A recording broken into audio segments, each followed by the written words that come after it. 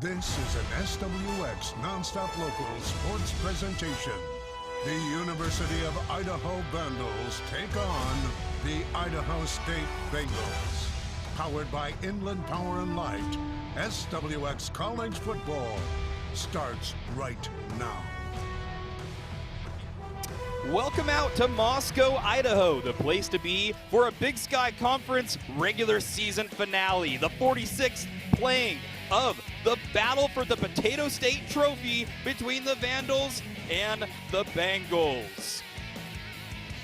College football on SWX is presented by Inland Power and Light Company, powering our communities since 1937. The Idaho Vandals welcoming the Idaho State Bengals to the P1 ASUI-Kibbie Dome. Welcome to our SWX broadcast of college football. Noah Schmick alongside Brian Stanley. And Brian, let's just talk a little bit about these two teams coming in with completely different momentum. I know the Idaho Vandals looking to get a win after a controversial call. How are they able to do that after a really tough loss against Sac State? Well, it's going to be tough, especially when you come in. You're facing one of the hottest teams really in the Big Sky Conference, Idaho State. We haven't said that for years, have we?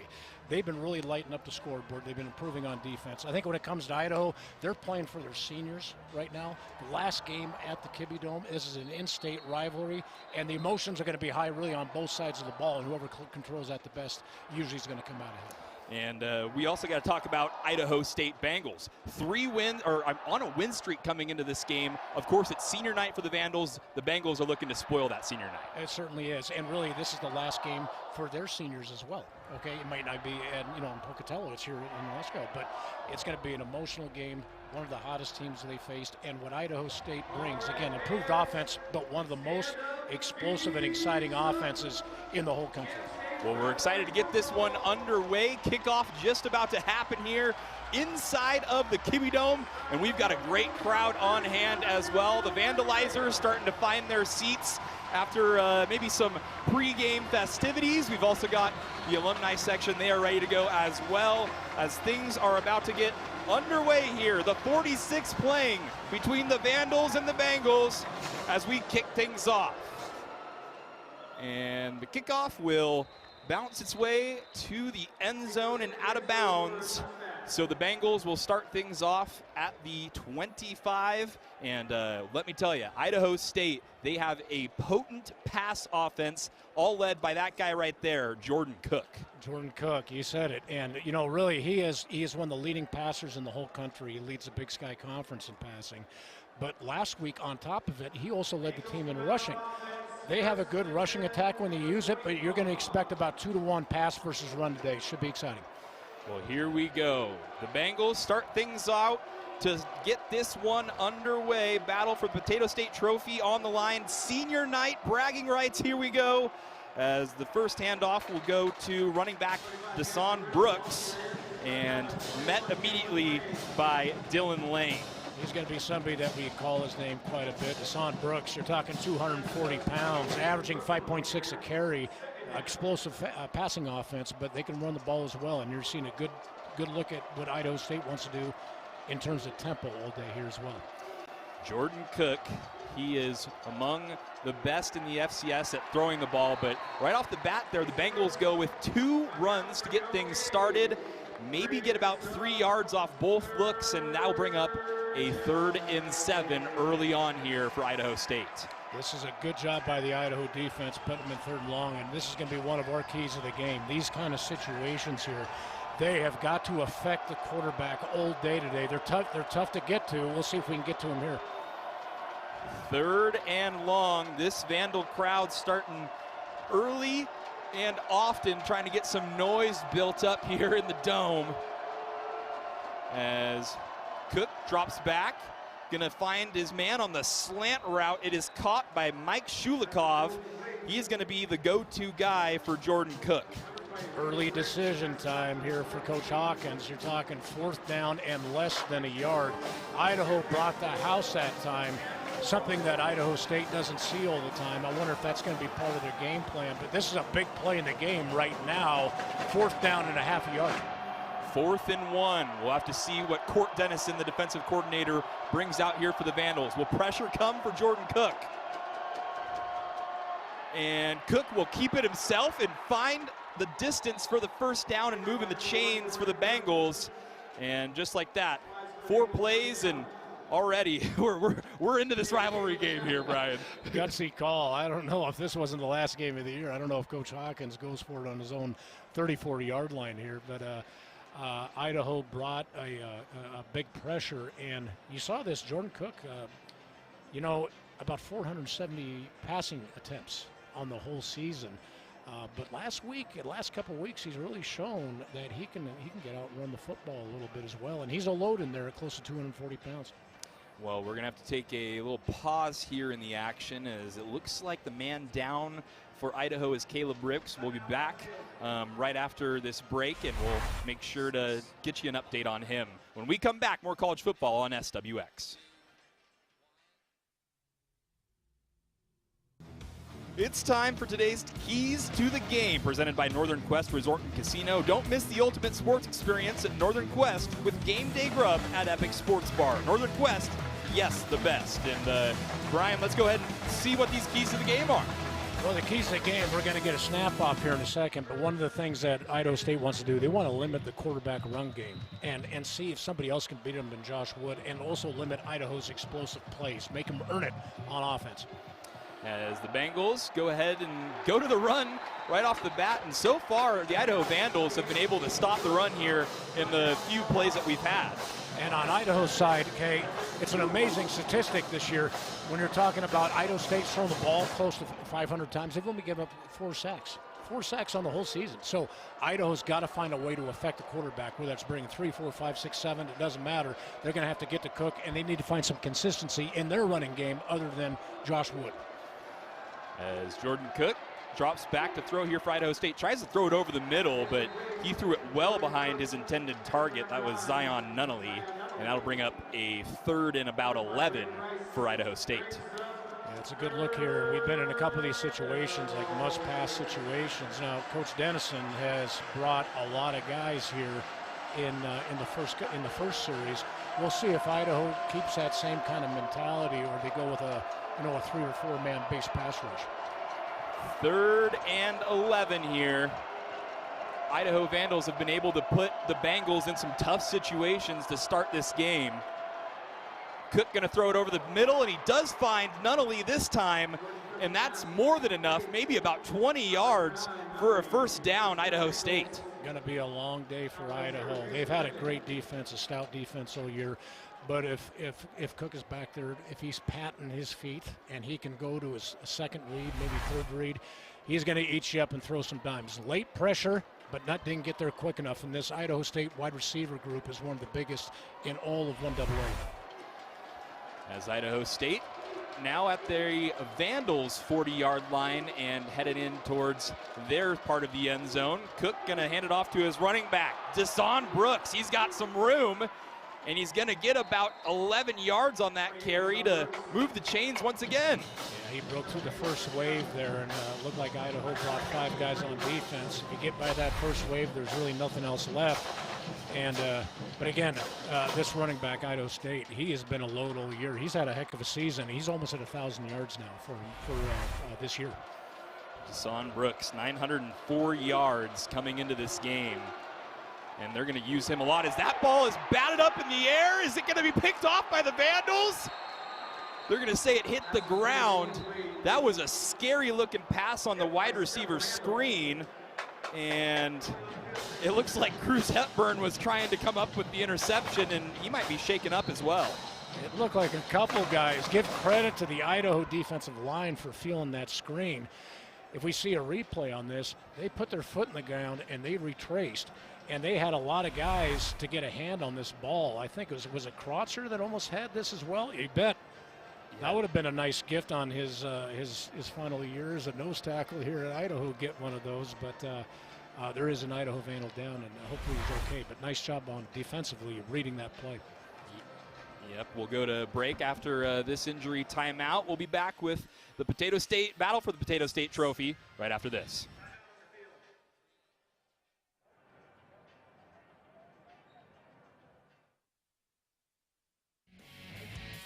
College football on SWX is presented by Inland Power and Light Company, powering our communities since 1937.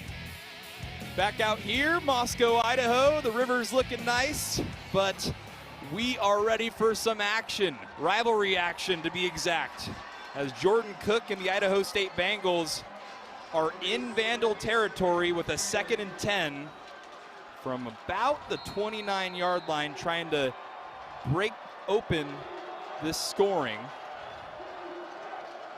As Cook, motion man, gonna throw it to his motion man, and it is in and out of the hands. They're gonna say that pass was forward, incomplete. Give credit to the Idaho defensive line, really forcing that play. Right end, I didn't catch a number on that, but had a great rush, forced that throw a little bit, and great job here, Idaho, forcing him in 3rd down and really long territory. Most of the time for most teams, this is 4th down territory, but Idaho State has got one heck of a kicker, so this looks like a 3rd and long and potentially get out of the drive for Idaho. 3rd and 10. Jordan Cook with all sorts of receivers out and his running back next to him. Gonna throw it over the middle. It is caught, but it is not enough for the 1st down. That was Ian Duarte with the catch there. Good job, Idaho. Typically 3rd down and long, they've been bringing a lot of heat. Okay, Coach Dennison goes to a 3-man pass rush, forces a short throw. Get yourself out of a drive. You know, Idaho State's got a great kicker here, Sinatra, right? Yep. And but that's a good job. And Idaho's had a knack this year also for getting a hand up and getting some blocks on these field goal attempts. So on 4th down, they trot out Trey Sinatra, the sophomore kicker who's got a leg. And snap down, kick is up, and it is through the uprights good, as Idaho State will take the 3-0 lead on the first drive of the game. They had some hardships here and there coming up on a 4th down stop, it looked like, but the Vandals weren't able to get off the field. Idaho State, they did some good things on that first drive. They sure did, and credit to Coach Hawkins. I mean, going forward on 4th down, and even though it's a half a yard, almost just past your own 30-yard line, allowed them to keep that drive going. And but you really got a good look at Cook there, and plus the running game. It's going to come down to some of those keys of the game that we talked about. Is Idaho going to be able to affect? Sometimes you can't sack them. You got to affect them and get them off that spot and make them uncomfortable. If not, that's going to be a long day for Idaho. But credit to Coach Dennison and his defense forcing a field goal there. Idaho State does not make a whole lot of mistakes, and when they do, you got to try and capitalize. There was that wide receiver screen that was thrown. The ball was batted in the air, and the Vandals weren't able to come away with it. So Idaho State able to get 3 points on the board, and that'll bring out the kickoff team to get things going. And down to receive, back to get this kickoff is Nate Thomas. As here's the kick, end over end, and it will be out of the back of the end zone. So the Vandals will set up shop at their own 25-yard line. So Idaho, the Vandals, coming out, they've been good and bad. They've had sputters throughout the season on offense, especially when you have a lot of injuries like the Vandals have had. Of course, quarterback Joshua Wood has been stellar when he's in and healthy. It's a different team with Wood in there, no question about it. And he just brings such a, I think a confidence in their team when he's out there. He's a competitor. At the same time, he can beat you with both his arm and his legs. So here's Joshua Wood leading the Vandals out here on their first drive. Nate Thomas in the backfield with him. They'll motion a man, but give it off to Thomas up the gut. Maybe get about 2 yards on that first down run. Thomas is going to get a lot of action today for sure. Unfortunately, a great running back for Idaho, Eli Cummings, suffered an injury last week. So, but I tell you, Thomas has been there before, and he's been a really experienced guy for him back there. Nate Thomas has been very good. He's been handling the backfield with Eli Cummings, who is out today on his senior night, unfortunately. But here's Thomas getting the little wheel route to about, I'd say a few yards. I don't think it's enough for the first down, but the Vandals with a good positive play and a 3rd and manageable. Old Thomas on that one. I mean, he after contact there, that looked like to be a no-gain play. Turns into a 6-yard gain, 3rd down and short here. And this is when Idaho, at least during the season, has been able to want to give Josh Wood a run-pass option. But we'll see what they come up with. Will they bring in the big boys here? All the wide receivers are out. In comes a few more left tackles, right tackles, as they're just going to hand it off, try and get it up the gut. But it doesn't look like Hayden Kinchelow is going to make it to the first down marker. So it looks like Idaho State got a stop there, and he'll bring up 4th down. Yeah, they brought in 7 offensive linemen there and gave it to 37. The Hammer is his nickname, but there's just nowhere to go on that. I think if they would have got back to the line of scrimmage, I think Coach Ford probably would have went for this. But since he lost a yard on this, 4th down and 2, a little too far to go here. So that'll bring out the punter for the Vandals, and it looks like L.J. Harm will be doing the duties for the Vandals. Actually, excuse me, I think that's Cameron Pope who is punting right now. And looks like Pope's kick is going to go pretty far back. A fair catch for Idaho State. And a 3-0 Bengals lead as they will start their second drive. We'll be back with more college football here on SWX.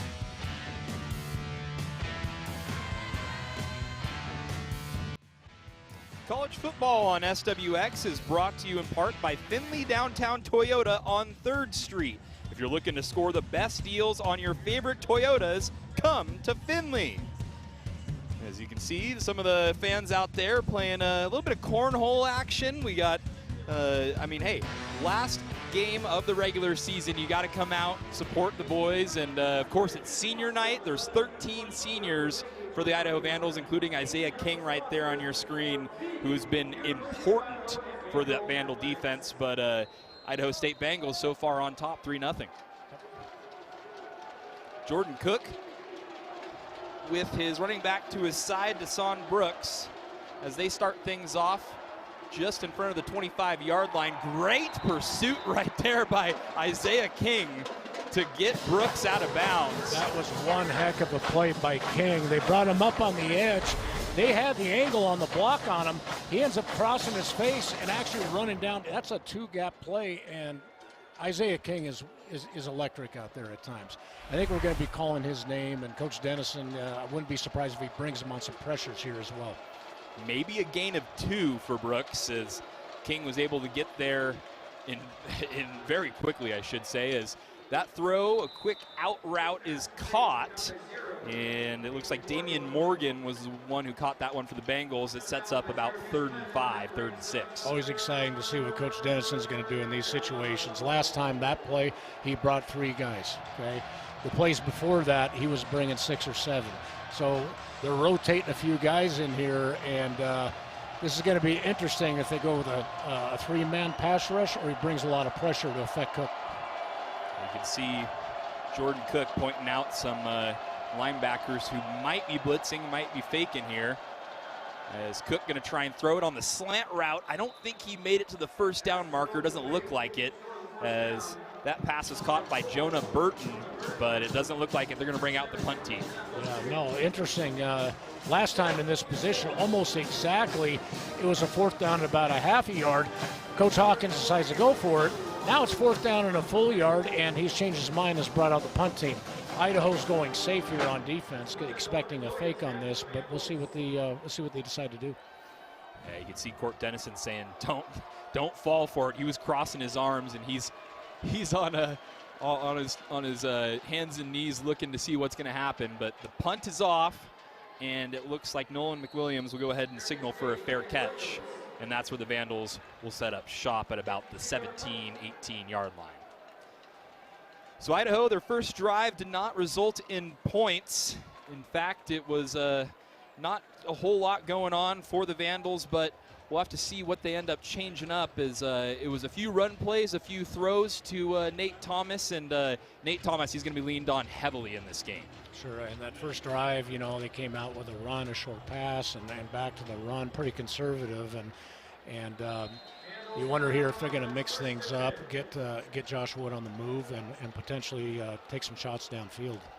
We'll see what they do here, as Wood is all by himself in the backfield. They do motion a man, and it will go to him, as it looks like Marquand McCraney, I think, caught that pass. Yeah, he did. And he is back from a concussion. He did not play last week in their game against Sac State. So Marquand McCraney gets him about 7-8 yards, make it 2nd and 3 for the Vandals. Good start for the drive, coming out there, put in a position of a second down and short. And you have plenty of options here. A lot of teams, this is the time to take a chance downfield as well, okay, knowing that it's still 3rd down and very manageable. So Nate Thomas will come back out onto the field. So he's next to Wood on his right. Idaho State looks like they're not going to bring pressure, and that's a perfect play call to get the 1st down. Great throw and catch to Trenton Swanson. The redshirt freshman was huge against Sac State, and here he is with a big 1st down completion. Right on the dime by Wood as well, and put it on him so quickly that he could fall forward, had time to get a couple extra yards on this. But that's a run-pass option there, okay, with a good play action up front, and it looks like Idaho's found a little something here to start off this drive. Trenton Swanson in that game against Sac State, he only had 2 catches for 25 yards, but they were big ones, and they were ones that you can just tell. Trenton Swanson, he's more of a special teams guy. I think he leads the team with, 7 tackles on special teams, but big there is the Vandals not able to do anything here on this 1st down run. They're going to lose about 2 yards. This Idaho State defense is much improved. They at times are very tough to run against. There was a whole host of guys there. One of the guys you're going to be calling out is number 96, Bronson Childs, and he's a guy that can affect this game. Quick no huddle. They were trying to maybe sneak something off. It looked like Nate Thomas and a bunch of guys were going to go out to the sideline to sub out. Instead, it was a quick no huddle, quick throw over to Nate Thomas. Jake Cox was blocking. Pretty cool design play call there. Yeah, it looks like they're going to sub, but they put the brakes on. That doesn't allow Idaho State to sub as well. And, showed a little bit of tempo there, which Idaho is not a super up-tempo team during the season, but that's something that the staff may be looking at here. So it got him about 4 yards to make it 3rd and 6. And Wood will be all by himself in the backfield. Motion man comes around. He's going to fake it to him and try and get it on the wide receiver screen up the middle. And we'll see if Nolan McWilliams is able to get to the 1st down marker or not. Looks like they're already moving the chains. They did. One of the referees actually spotted that about a yard back. Now they're making an adjustment on the Idaho sidelines. They're calling that a yard short. They may look at this again. It didn't look like his knee was down. We'll see it on replay here. Nice job in the screen game. Yeah, nice one-handed catch. I don't know if his knee landed. I think they may review this and actually bump this up. So the officials are ruling it short of the 1st down by about a yard. Coach Ford is asking, and so is this crowd. By the looks, of course, we have the viewpoint of replay, which is always, the best referees are up here, right? Because we get a chance to see it the second time. Exactly. We got. It looked like he got it, but here we go, 4th down and 1. Got the 30,000-foot view, but 4th and 1. This is a big one. Wood, it's a little speed option, trying to pitch it out to Nate Thomas, but they're not going to get there. What a stop there by the Idaho State defense, and of course, it's one of their best tacklers on the team, Ryan Leathers. Man, he was there in a hurry. What a play by Leathers, leading tackler on the whole team this year. And you don't want that usually out of a safety, but in this case you do. With an old school speed option play, Leathers shoots his gun, as they say, reacted quick, went low on the tackle, and that's as good as a turnover in essence. Idaho State, great field position here. Anytime you get a turnover in these situations, some teams, there's your play action. Why not take a shot and get it up top? So Idaho's got to be ready for it. Great play by Leathers, though. Outstanding. So a turnover on downs for Idaho. Idaho State back with the ball, and they're just going to hand it off up the middle. A big run for about 10 to 11 yards. I think he got the 1st down as Deshaun Brooks just hit the hole and went. Idaho State's got some, you look at them, it's almost like they come off the bus and they look good. Woods, 240. They got 2 receivers that are 6'3", 220 pounds. A quarterback at 6'4", 240. And once Deshaun gets in the secondary, that's not what we want to see coming downhill at him. So it'll be Brooks and Cook in the backfield right now. Cook is going to look to the sideline. He was looking for Zion Nunnally, but that ball was thrown too far out to the sideline, incomplete, brings up second down. Yeah, it just looked like the timing was a little bit off there, you know, with the route and the quarterback and receiver not on the same page, but good coverage. The rush didn't get home. The coverage held up and forces second down and long. Zion Nunnally is very familiar with the Palouse. He actually transferred from Washington State and now has found his home in Pocatello with the Bengals. As a little bit of motion, a quick handoff, or a quick, I should say, pass, and that'll get Ian Duarte about 3 or 4 yards to make it look like it's going to be third and manageable. But we do have a player with his helmet came off, so they're going to do a few substitutions here.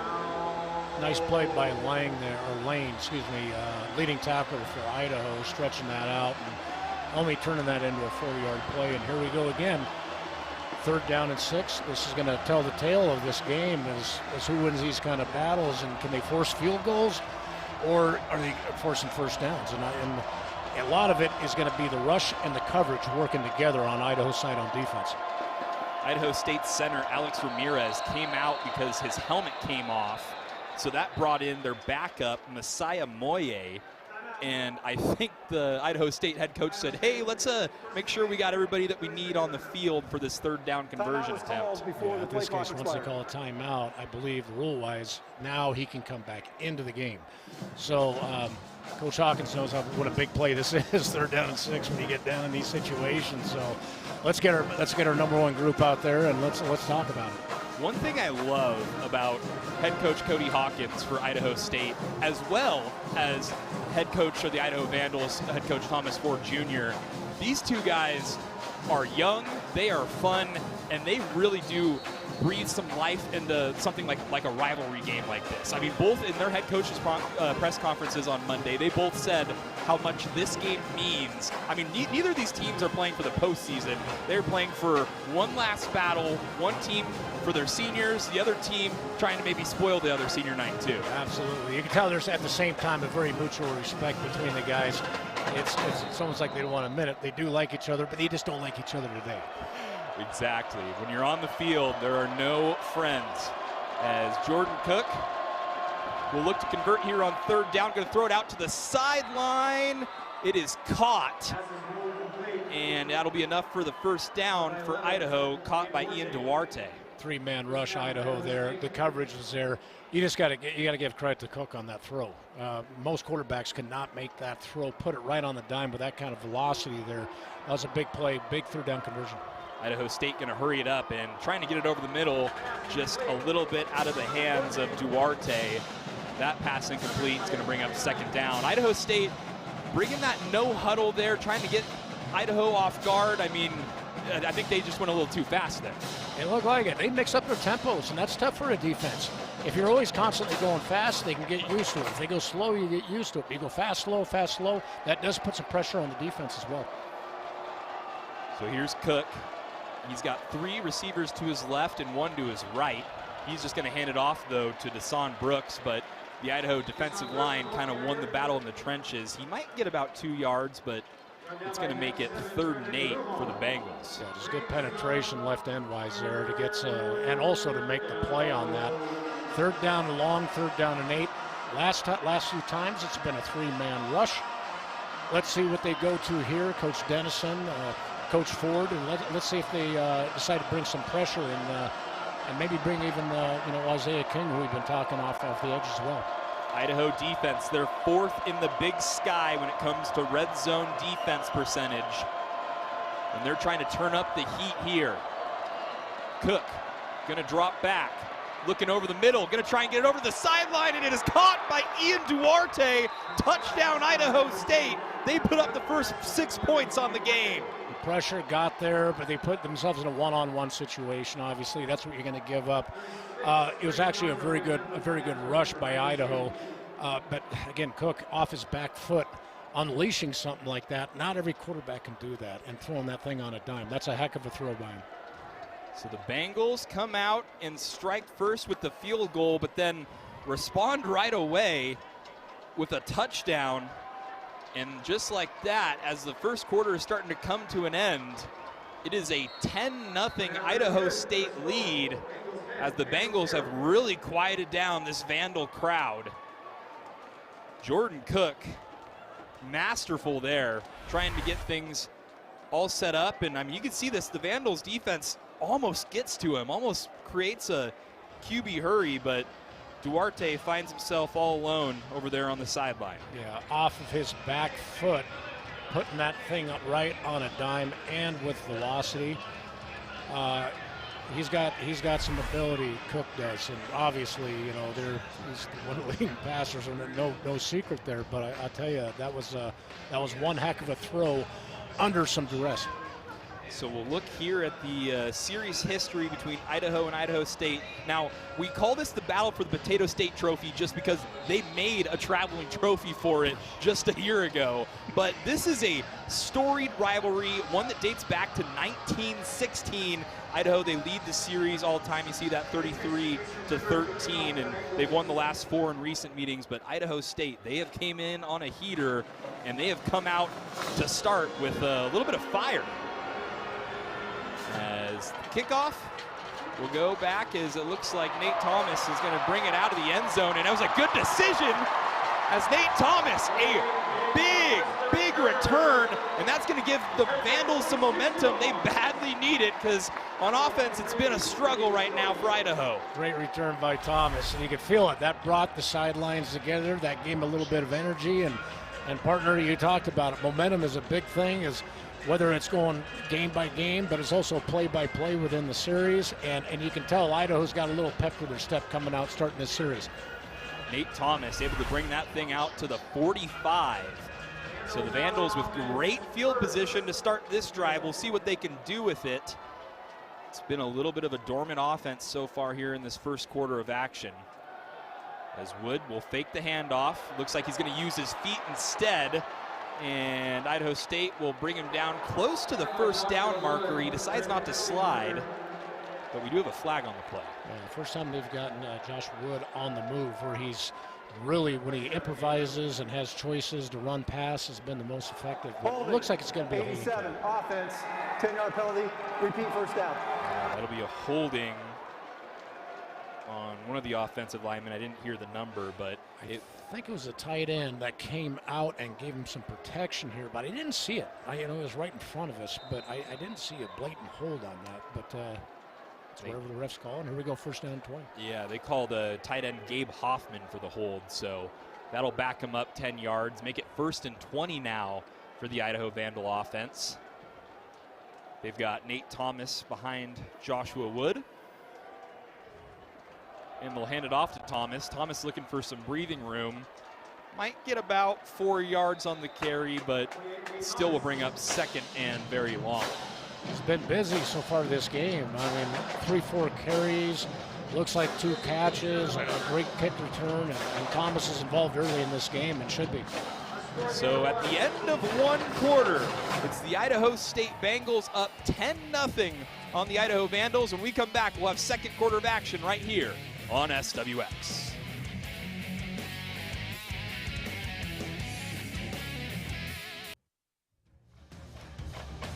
Today's coverage of college football on SWX is brought to you in part by Northern Quest Resort and Casino. Don't miss the ultimate sports experience at Northern Quest with Game Day Grub at Epic Sports Bar. Northern Quest, yes, the best.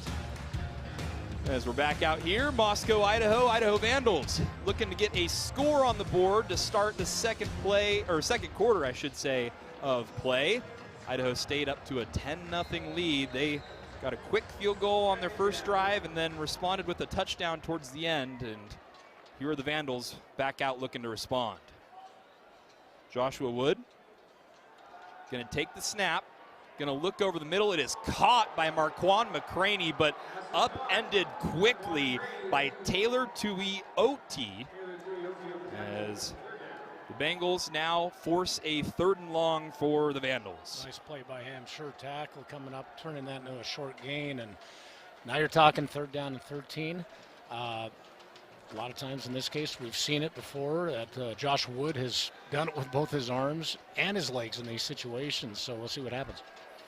Taylor Tuioti. He is a 6'1", 227 senior in the middle of that defense. He will stop you in a hurry with 66 tackles this season.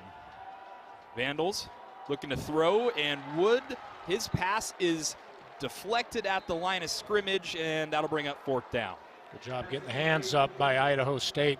They came out with a 5-man rush, and Wood did have an open guy. Idaho's offensive line did a good job picking up the blitz, but a good defensive lineman always stops his rush at that point, gets his hands up, and gets a big tip. So the Vandals come up empty on that drive here to start the second quarter of action. And that means Cameron Pope is coming out to punt things away for Idaho. Idaho State brought a little bit of pressure there off the sides, but he's able to get that punt off. And Cameron Pope, what a backspin on that punt. That ball, I think, stopped at about the 2-yard line and spun backwards to the 6, and that's where Idaho State will start their possession. Like a Tiger Woods sand wedge, and he stuck it right in there, put the backspin on it. Could not have kicked it any better, and that is a big difference starting a drive from your 6-7 yard line, then punching that thing out to the 20. Nice kick by him. That had to have been at least, I think, 50 yards, 60 yards. I'm trying to do the math. That thing stopped and spun back. Cameron Pope, hats off to you. That is a great punt to put Idaho State deep in their own end of the field. And here are the Bengals to start things off, and they've got a long ways to go. In at quarterback, looks like Jordan Cook's just going to hand it off to Deshaun Brooks. And Brooks got about 5 yards on the carry to make it 2nd and 5. Yeah, Brooks with a good start to this game, and again, if he can get by that first wave at 240 pounds, he's a tough guy to bring down. Good start, 2nd down and 5. Cook with Brooks to his right. Vandals just bringing 3. And looks like Cruz Hepburn and Isaiah King will get there on the stop to make it 3rd down for Idaho State. Good reaction by Idaho's defense here. Brings up a 3rd down and short, and looks like Idaho State's going to go with a little bit of tempo here on this 3rd down and short play. That short pass caught by Mike Shulikov. He has been quiet so far in this game. He is their top pass catcher. So make it 3rd and 1, and on the option, it looked like the Vandal defender just picked the wrong guy, and that's going to be an easy 1st down for Jordan Cook. That's something that, again, Jordan Cook's been really bringing together the last couple of games. And again, you know, in the beginning of the season, he didn't run very much, but in the last 2 games and this game, and that's I believe that is his 3rd rush of the game, and he's right up there around 30 yards. So shows he can do it with his legs as well. Yeah, that was just a good call by the offensive coordinator for Idaho State, because Matthias McLean had to pick between the quarterback and the running back, and he chose running back. So make it a 1st down for Idaho State. Cook throws it over to the sideline. Looks like Zion Nunnally is going to catch that ball and get enough for a 1st down and a little bit more to the 40-yard line. Laser bing by Cook. Again, a lot of quarterbacks won't make this throw all the way on his side of the hash. No, the pass protection was there too, so he's able to step in that throw and put it right on the dime. Idaho State with a little bit of momentum. Started the drive at their 6, now they're at their own 40. Cook changing things up at the line of scrimmage. The redshirt junior is a 58% completion percentage, and he's going to get another one there. This time it was caught by Damian Morgan for about 6 yards to make it 2nd and 4. Yeah, great pursuit. And again, Idaho is going with a 3-man pass rush. Idaho State protects with 6. Just an amazing stat this year, how many times they have thrown the football, 470, now close to 500 times. Idaho State's offensive line has given up 4 sacks on the whole season. And incredible protection there, and Cook's dangerous when he has that kind of time. So here's Idaho State.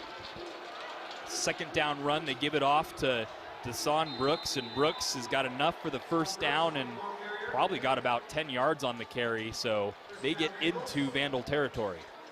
It looks like Idaho State ran a little bit of a 1-back power play there, and they're mostly a zone team, but again, They're a dangerous offense to stop when you have a big running back that can run and a quarterback that can sling it with great pass protection. Idaho's going to have to come up with something here to change things up. As Idaho State, the quick throw to the side, and nicely read there by Zachary Spears, the senior, with a big hit there to get the guy down in a hurry. Great job by Spears, playing off the block and only giving up a yard, disengaging and making the tackle. Strong play by Spears.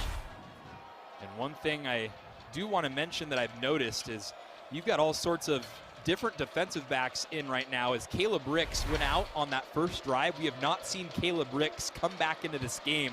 He's been a huge part of the Idaho defense, one of the best corners. We haven't seen him come back in. As Zion Nunnally did he catch that one? I think they're going to say it's incomplete. That looks like the initial call there. Back shoulder, they call that a back shoulder fade route, I guess. Sticks it, good throw, good catch. As we see the replay, very, very close. It almost looked like the toe, and then the heel came down. So, but incomplete as it is, and I'm not seeing any replays on it, so 3rd and long. Jamel Blendman on the coverage there is Idaho State now with a 3rd and 8. Here's Cook, looking drop back. He's pressured. Good Idaho pressure, but he still gets the ball off. Gonna throw it way over his intended target. But some great pressure there from Zach Krotzer and the gang as the Vandal defense comes up with a big stop. Good rush on the inside there. Didn't need to bring a blitz or anything. Forces a bad throw, and that's one of the keys for Idaho. They're gonna have to find a way to affect the quarterback. On that 3rd down and 8, they did a great job and great pass rush with it. Zach Krotzer, give him another QB hurry. He's got 2 so far this season, but he's also got 4 tackles for loss. He's been all over the Idaho, all in opponents' backfields, I should say, all year. He just hasn't gotten the stats to show it. As Idaho State will punt this one off. Back to receive is Nolan McWilliams. He's going to signal for a fair catch. And Idaho will start at about the 12. When we come back, we'll get you ready for this Idaho drive right here on SWX.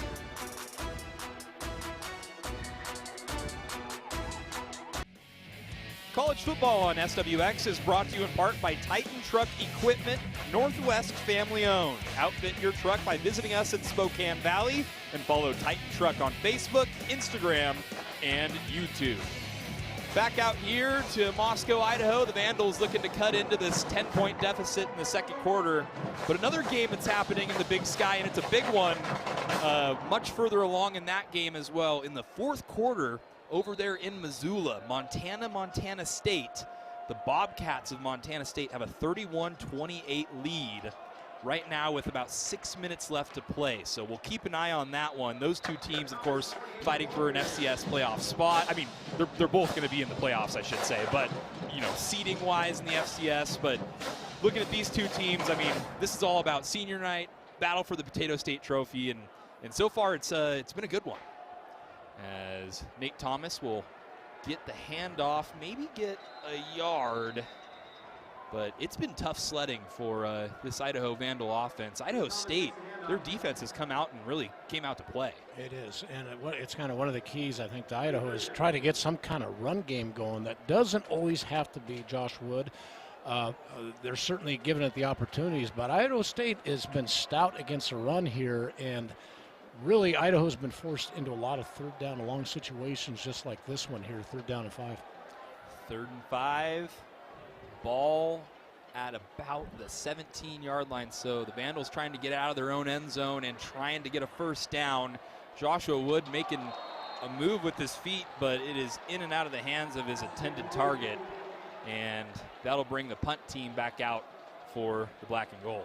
It looked like the protection held up pretty good, and you know Josh Wood is so used to making something happen with his legs there. Scrambled out, actually made a nice throw there, but give Idaho State some coverage, some credit, holding their coverage that long and making that a tough catch.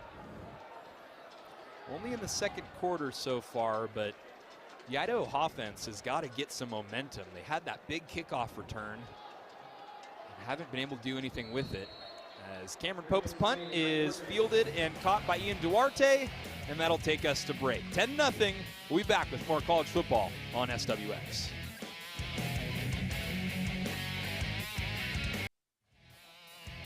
College football on SWX is presented in part by P1FCU. Are you looking for a free checking account? P1FCU's Ascend Checking is free checking that can earn you dividends. Open your account at p1fcu.org. Back out here on the campus of Idaho. The Vandals down 10-0 to Idaho State. And the Bengals back with the ball and with great field position here. 8:38 here left in the second quarter. Idaho State has found some momentum here and there on offense, but it's their defense that's playing extremely well. As looks like a quick out to Deson Brooks, who's tackled by Isaiah King on that one. Yeah, good hustle by King on the backside, making that play there for a gain of 4 yards. I know it's early in this game, but it's got a feel to it right now. Idaho's defense has made some good stops. They struggle on offense so far, but this feels like a big drive to where they definitely don't want to get down 17 points at this point.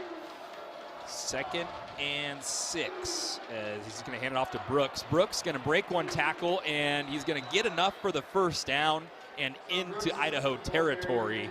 Man, Deson Brooks, I mean, for as much as this team passes, he has also been, I mean, he's kind of their workhorse. He certainly is, and that's his 9th carry, and that was another 7 yards after contact. He's almost at 50 yards here in this first half.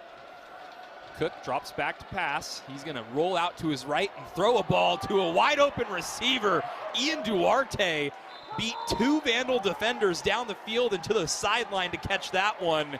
A big gain for Idaho State. It looked like there was a little mix-up in the Idaho secondary there a little bit, almost like two guys, the two safety collided on that play, and Cook will make it pay. Okay, if you give him any separation, he's going to put it right on there. Big gain by Idaho State. And the officials are going to blow this one dead. And we're going to go ahead and review this one to see if it was a catch, I believe. So Ian Duarte, did he get the foot down? It looked like he got that right foot down. Possession a little bit blocked on that view.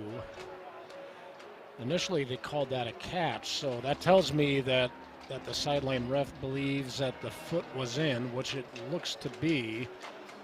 Most likely they're reviewing if he had control of this, if he was bobbling it. It looked like he got the right foot down there. If that's the only views that we have, I don't see anything that they can really turn this thing around. I'm going to give the officials the benefit of the doubt. He did step on the white hash line right there, but I think that's a catch. I mean, yeah. That's rare when you have your foot right on the hash as well as the sideline marker. Unless they can really zoom in a la NFL here as they're taking a look at this, it looks like it's going to be tough to reverse because he did have control. Once that ball stuck his hands, there was no bobbling. That is not the issue. They're just going to have to look and zero in on that toe. Close, but from our viewpoint, it's going to be tough to overturn.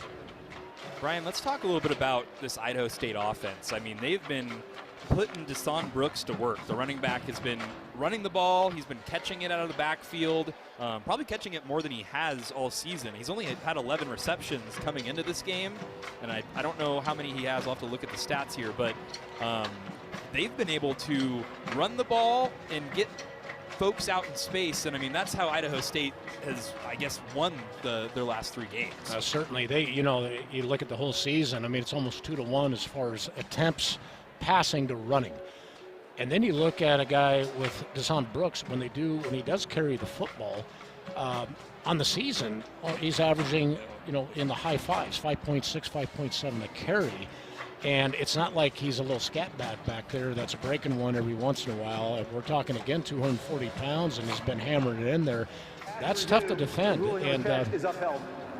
First down, Idaho looks State. like it's going to be no change on the call there. So first down for Idaho State. But Idaho State's game plan as far as, going into this, looks like they have 19 passes, they have 13 carries, and when they do hand it off, there's a lot of success. Tough to defend when you got a good run-pass option like that. I didn't want to say this for Vandals fans, but that one looked eerily similar to the catch on the sideline against Sac State. Let's go to the action here as Jordan Cook's going to go ahead and run it for about 2 yards to make it second and about 6. The first down marker is placed at about the 2 or 3 yard line, so Idaho State can still get a first down before scoring. Absolutely. And Idaho State's in no hurry here. They've really, what they haven't done all season, they have dominated the time of possession in this game. As the Bengals gonna mix things up here, put Deshaun Brooks to Cook's right, and they'll give it to him. Brooks gonna try and get it through the gut, and he's just staying up. Man, he's got a great center of balance and able to get it past the first down marker, and he'll make it first and goal from about the 1 and even maybe shorter. Yeah, I think it's Krotzer on the backside that hit him from the side. But again, a big back here and just keeps his feet chugging and moving forward. Plenty of Idaho bodies, but everything seems to fall forward when it comes to Brooks. And good strong run inside the 1 yard line. He's a 5'11", 228 back. So when he hits you, you'll know it. As Brooks is going to switch to the other side now. Cook just going to give it to him, or no, Cook's going to keep it himself and score.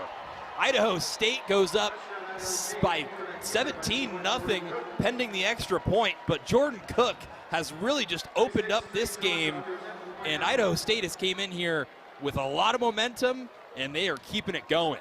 They certainly are, and they have really, we've watched a couple Idaho games this year, and their defense always plays hard. They play with great effort, but you can see they've been on the field a lot this game. They really have. And Idaho is right now on offense sitting at 1 first down, and this next drive feels like a big one for the Idaho offense. 17-0, Idaho State on top. We'll be back with more second quarter action here on SWX.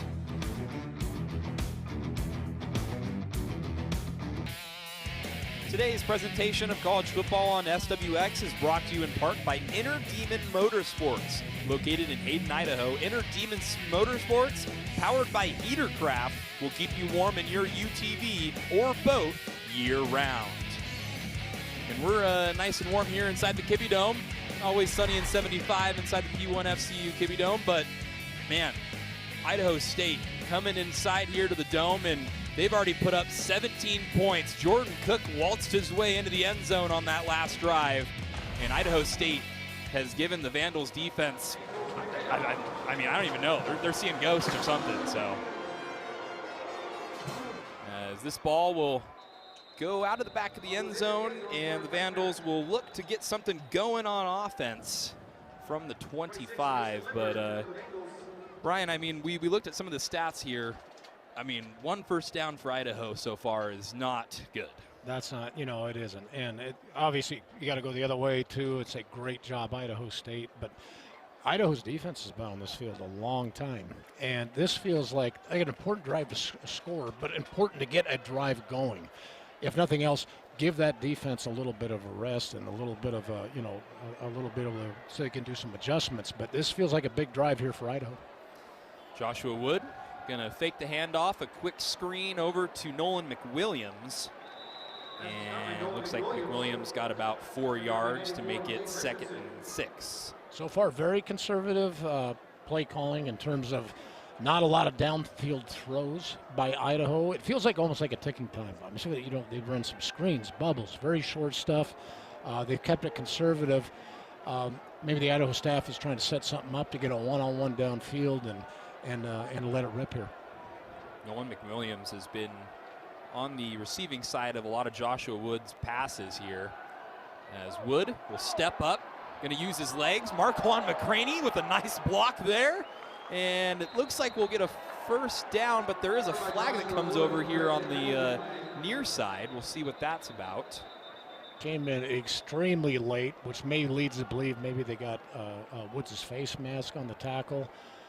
Let's see what the ref has. Personal foul, illegal blindside block. Number 0, the offense.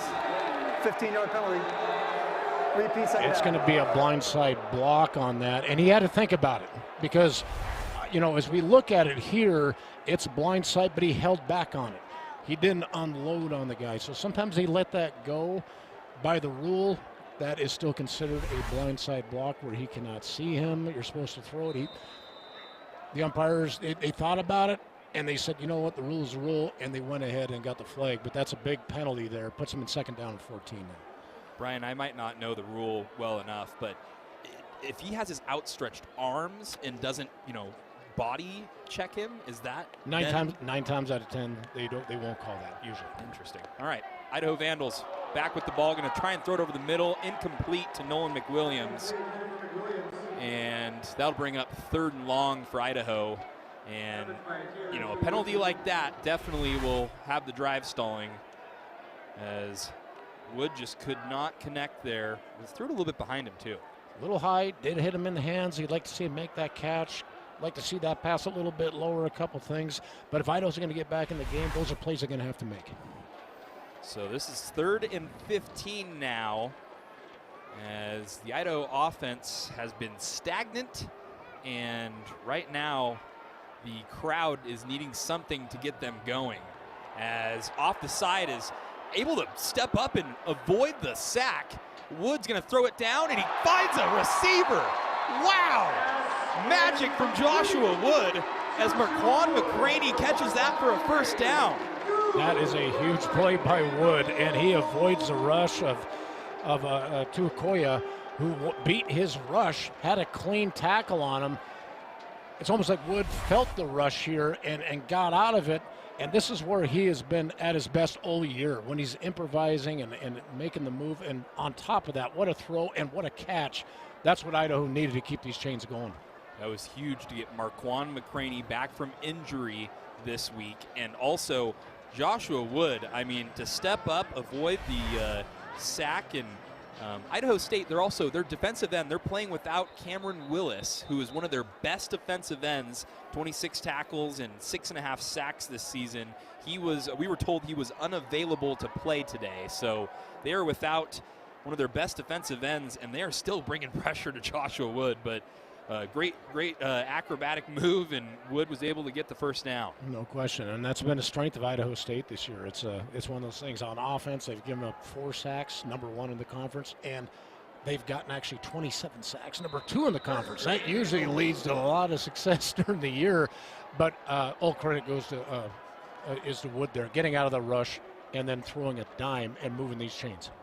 So some positive momentum for Idaho here with 5 minutes left in the 1st half. Time winding down. Wood is going to keep it himself, and he's going to find some room. A big hole, and he's down to about the 30-yard line. Joshua Wood is starting to make some magic happen. The leading rusher on the Idaho Vandals, and it's not even close. Last week he had 120 yards rushing. Really, that's our first really designed run. It was an option, but he might have pulled that whether the read was there or not. And he's starting to show some electricity here like he's shown all year. And Idaho on the sidelines, and the fans are starting to get into this now. Brian, I'm going to steal something from what you said earlier in this game. They are a different team when Joshua Wood is out there. And this time, Wood's just going to give it off to his running back, Nate Thomas. Not able to get too much on that play. That'll bring up 2nd and 10. But to get something going, a pass like that, a big run, they need to find something to get them going, because Nate Thomas he can't do it all right now. And Joshua Wood, he's finding ways. Yeah, when Wood's making those kind of plays, that's when this offense really starts turning and really brings a lot of electricity in this building. And inside at the 32-yard line, this is a big drive for Idaho to punch something in. 2nd and 10. He's going to try and throw it over the middle, and it is caught, upended quickly, but Trenton Swanson on that little drag route gets about 5 yards to make it 3rd and manageable. Yeah, 3rd and manageable, and again, this is where Wood is going to be at his dangerous with a run-pass option on this. Looks like about 3rd down, about 3.5. So you don't see maybe Idaho just going to a traditional run here, but giving Wood, moving him out of the pocket, or giving him that run-pass option is where Idaho has really moved the chains this year in these kind of situations and down distances. So we'll see what the Vandals do here on 3rd and 5. They're in Bengals territory, the deepest they've been so far. Wood going to throw it over to the sideline. I think it was intercepted. It looks like they're going to mark him down and say, well, the officials are still conferring, but it looks like it's going to be an interception, Idaho State ball. And that was a pick by Gabe Tahir. Gabe Tahir with a great break on this, because the throw was maybe a little bit late, but with the location was there. But Tahir put his foot in the ground, jumped the route, almost like he anticipated this route. It's good protection. That's not the issue. That's a great catch by a wide receiver too. It's not only making a play on the ball there, but also making the interception, and tremendous play by him, and another. That's a big turnover. They haven't had a lot of turnovers, but stopping them on 4th down, and there's a turnover in the red zone. And Idaho State and their staff, rightfully so, are pretty fired up on the sidelines here. Man, I mean, Joshua Wood had things going there and was just trying to throw another one to the sideline, but Gabe Tahir, give all the credit to the Idaho State defensive back, came over the top of the wide receiver and just took that one away. Idaho State now back with the ball. And looks like Brooks will get about 2 yards to make it 2nd and 8. Yeah, nice play by Krotzer at the point of attack. They're playing his last game here at Idaho, a senior. He's been a rock in there. He's one of the leaders on this football team, and they're going to stop. If they're going to stop Brooks, they're going to need the big men to knock people back, and Krotzer sure did it on that play. Takes us to the 2-minute timeout. 17-0 Idaho State, looking to do some damage if they can with these last 2 minutes in the first half.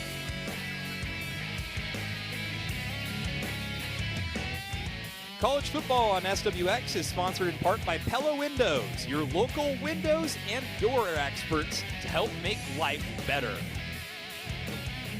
As looks like we are back here in the Kibbie Dome, and Joshua Wood comes out of the medical tent. He looks okay.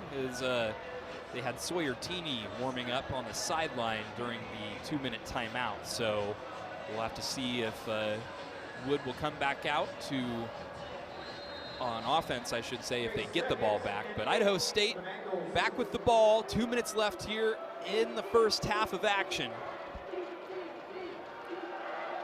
Jordan Cook going to throw it over, and it is a lot of contact here, and Caleb Ricks is back in the game. And of course, right when he gets some action, he's shaken up on the play. And he almost had an interception there on that replay. Yeah, great coverage by Ricks again, and it looked like when he went to make that interception, nothing malicious at all, but it looks like he got rolled up on his maybe his ankle there. Hopefully he's okay. Just going back on that play though, what a break by him, and almost came up with the interception, which is tough to do against Idaho State. But he's hobbling a little bit, but he is getting off the field, which is great to see. Good to see. The hobble does not look too good, but Caleb Ricks went out on that first offensive drive of the entire game. We hadn't seen him come back in, and right there, I mean, almost made an impact play and was really trying to shove Mike Shulikov off of him.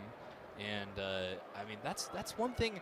It's funny whenever you look in a game and you're like, all right, so who are the top pass catchers? This is one of the best passing teams in the Big Sky with Idaho State, and Idaho's done a good job of limiting Mike Shulikov.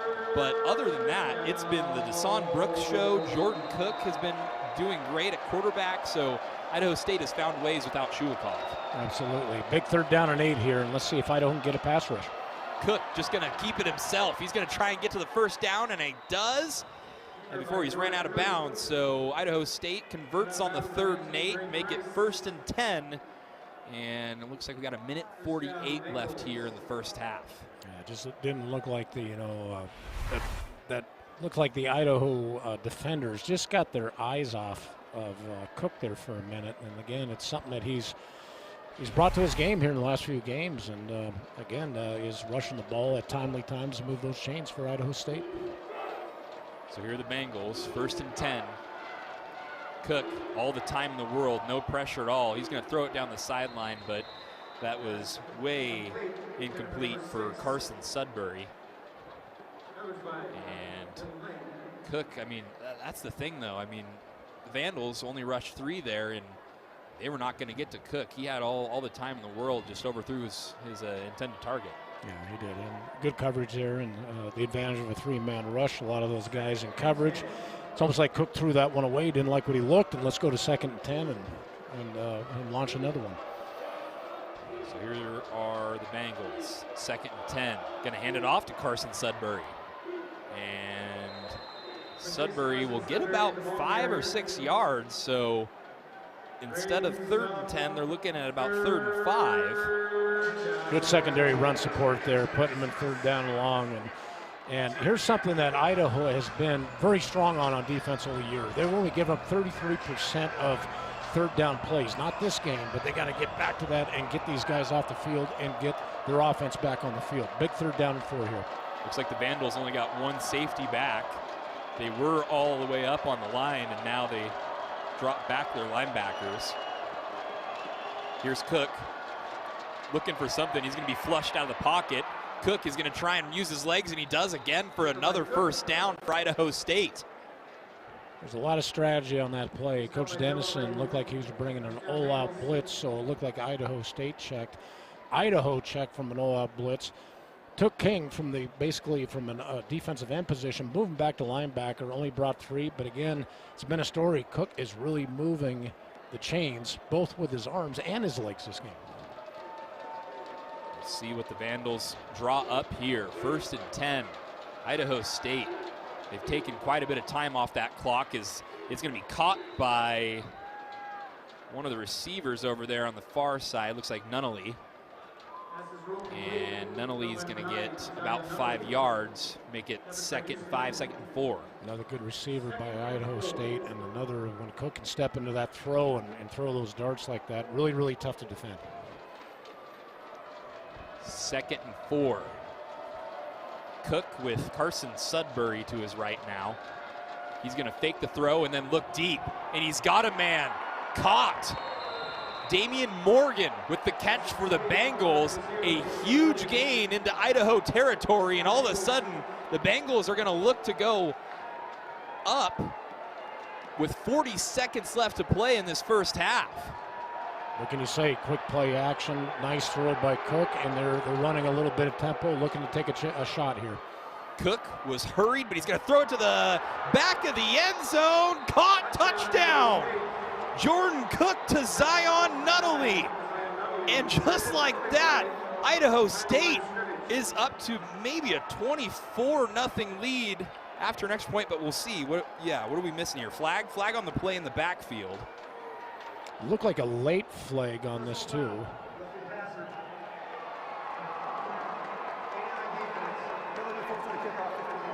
So it was a roughing the passer call, does not matter, still a touchdown.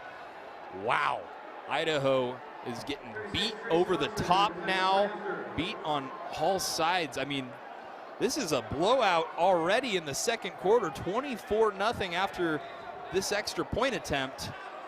And things are not looking good for the Vandals. Idaho State, though, credit to them. Extra point is good, 24-0, Idaho State on top. Brian, I mean, this is a masterclass on offense for Idaho State. It is. They've really mixed things up, and they have.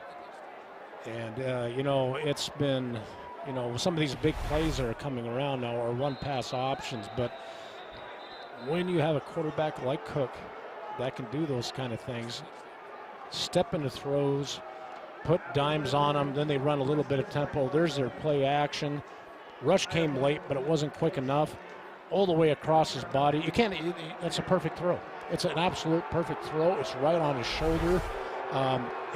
He's making it look easier than it actually is. And Idaho, quite honestly, is getting a little bit frustrated on defense here because they certainly have got them into third down situations, but they haven't got off the field, and that's got to change for Idaho. I think looking at our unofficial stats, I mean, time of possession, Idaho State almost has 18 minutes with the ball compared to Idaho's 12 minutes. I mean, and 3 punts for the Vandals. They've only got 4 first downs, Idaho does. Idaho State's been moving the ball easily. 16 first downs, 102 yards on the ground already for the Bengals, almost 200 yards of receiving for Idaho State. I mean, this game is already pretty lopsided, and now, because of the roughing the passer call, they're going to bring the ball up to the 35. And Idaho's going to go ahead and take a timeout as well.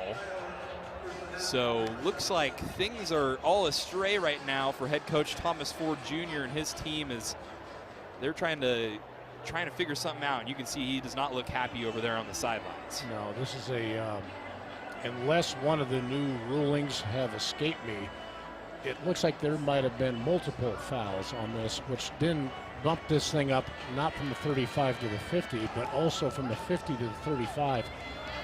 Quite honest with you, we've watched a lot of football over the years, everyone has. I don't think I've ever seen a kickoff at the 35-yard line going in, ever. This is a new one for me. This is not a scenario where you actually practice. I think that's why Coach Ford called a timeout on this. So Idaho State, from the Idaho 35 kicking off, I can't see really a disadvantage of not trying an onside kick here. You kick it through the end zone, now you're talking, well, you gain 15 yards. Even if you kick an onside kick and you don't get it, you gain about 7, and I wouldn't be surprised if Idaho State tries to keep using this momentum and go ahead and try an onside kick here. You might as well at this point. Well, the kicker, Mason Lindbergh, has it set up as if it looks like it's going to be an onside, and yep, it looks like they're going to try it. Bengals trying to get to it. It is in and out of the hands of an Idaho player. Idaho State recovers. The Bengals will have the ball once again, this time in Idaho territory, with a 24-0 lead and 25 seconds left to play. Again, a scenario, why wouldn't you? I mean, really, I don't know if you can kick the ball down to the 5 and try to tackle them at the 15. Here's your opportunity for an onside kick. Coach Ford realized that, put his hands team out there. They got their hands on the ball, and then I don't know if we're going to get a replay on this. Number 1, nice kick. Very nice kick. He got the bounce he wanted. There's your big hop. Looked like he had it, but then they knocked it out of their hands. And guess what? Leathers, their leading tackler on defense, Johnny on the spot there. That's just like him getting an interception. Ryan Leathers falls on it. It was in Trenton Swanson's hands. He couldn't get it. And now Idaho State might try and score one more time before the end of the first half. They did a quick throw and got about 5 yards, but he wasn't able to get out of bounds. But they've got all 3 of their timeouts. Or excuse me, they have 2 timeouts. They just used 1, so they have 1 left. Yeah, again, you got Sinatra back there who's been knocking field goals in left and right all year, definitely in his range. That's not an issue. Idaho State here is thinking about a lot more. When you have this many timeouts, 18 seconds, you feel pretty good that you have, a good 4 opportunities here to run plays and see if you can actually punch this in for a touchdown before they go to Sinatra and grab their 3. So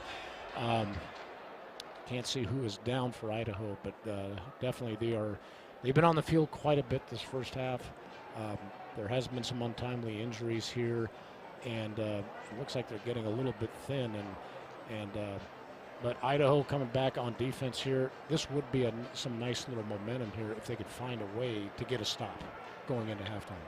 So it looked like that was Cruz Hepburn that was injured and is being helped off the field right now. You saw the entire Idaho, not the entire Idaho sideline, but a lot of the players coming out to make sure Cruz Hepburn is okay, the pride of Lewiston High School, the redshirt junior.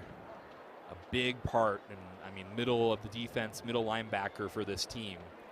We'll hope Cruz Hepburn is okay, as things starting to get settled in here. Now Jordan Cook back out and maybe looking to score with 18 seconds left here for Idaho State. The ball is on the 25-yard line, so we'll see how Idaho State decides to approach this one. 2nd and 3. Cook was looking to throw, and it's a quarterback draw. He's going to try and get the first down with his legs, and I think he does. And you would think Idaho State's going to call a timeout here. Yeah, the clock does stop, but when you have 3 of them, you can't take them in at halftime. Design run all the way, no doubt about it. He had a lead blocker there on that one. They wanted to move the chains, and now you're looking at 11 seconds. Time is not really or the timeouts. With 2 timeouts, you can pretty much run whatever you want.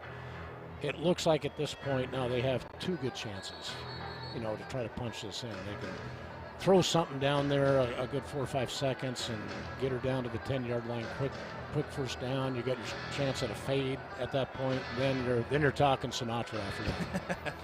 Yeah, as Trey Sinatra has been nails. 16 of 20 so far throughout this season. Their place kicker for Idaho State, but Idaho State will, with 11 seconds left, keep the offense on the field here. Cook has Deson Brooks to his right, and he's going to try and throw it over the middle. Ian Duarte catches it, brought down very quickly by Ryder Bordner, and Idaho State will go ahead and use their final timeout.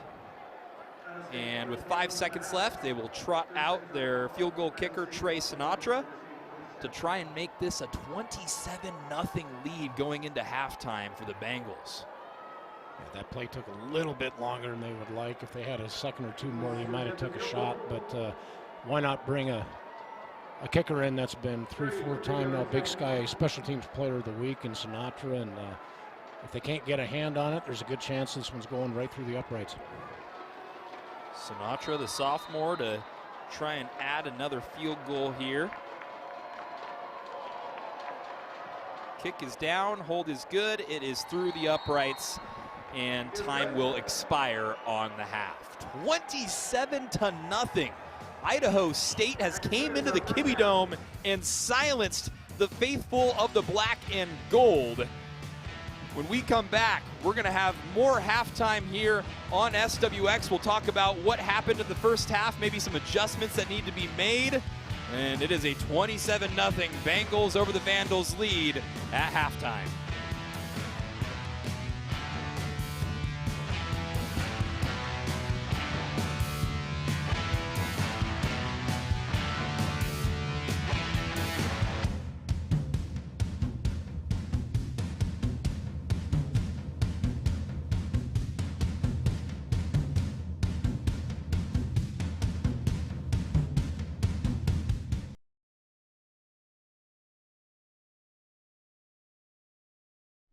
Welcome to halftime on SWX, brought to you by Spokane Colleges, an education designed with life in mind. It is a 27-0 Idaho State lead over the Idaho Vandals. Noah Schmick alongside Brian Strandley here for your broadcast team, and we've had a lot to talk about with the Idaho State Bengals and their offense, but really it's their defense that has really kept the Vandals off the field, and they've been just stellar this entire first half of action. No question. We're not talking about it enough. We keep talking about from the Idaho perspective, well, you got to run the football. We got to get some first downs. We'll give Idaho State a lot of credit. They came in knowing that they had an explosive offense, but their defense has improved throughout the year, but they have had a stellar defensive effort here. As soon as Idaho starts getting a little momentum on a drive, then you get the nice interception here. They've been able to really knock out the run game, other than a couple Josh Wood runs that have popped through, and they've really knocked out Idaho's run game. They haven't given up any big plays, so to speak. They've turned the ball over, they've gotten turnovers, and they also don't have any penalties. So And they also on third down, I don't remember a third down conversion that Idaho has had. So they've had the punt team out there and everything. So, then you look at it from their offensive standpoint, it's been Idaho State's doing a great job. It's been checking every box. All right, let's throw the football, check. Let's protect Cook, check. And let's mix it in with some timely run game, check, and let's not turn the ball over. And if we don't make it, we have Sinatra to knock it through. And it's been a lot of check boxes here for Idaho State first half. And Brian, you can see the stats here on the screen. Third downs, Idaho 0 for 5. So you're right, you have not seen Idaho convert 1 third down.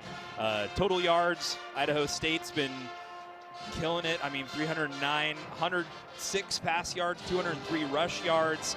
I mean, they have found ways to move the ball. They have gotten third down conversion, 6 of 10. I mean, you see the time of possession, which you talked about a bunch towards the end of that first half. 18 minutes to almost 12 for the Vandals. I mean, it's been a masterclass. I keep saying masterclass on the Idaho State offense, but like you said, their defense has been so good. Ryan Leathers has been a stalwart at safety, and then also Gabe Tahir, the guy who got the interception there at the end of the half. I mean, the Bengals are on fire right now. They certainly are. Everything's been going right for them without question. And I think when you're talking Idaho here, you can't get 27 back on one drive. Let's not come out and start throwing flea flickers and every trick play in the book. They need to come down, get a drive, put something positive, get some momentum going on their side. A lot to talk about. When we come back, we'll have more halftime here on SWX.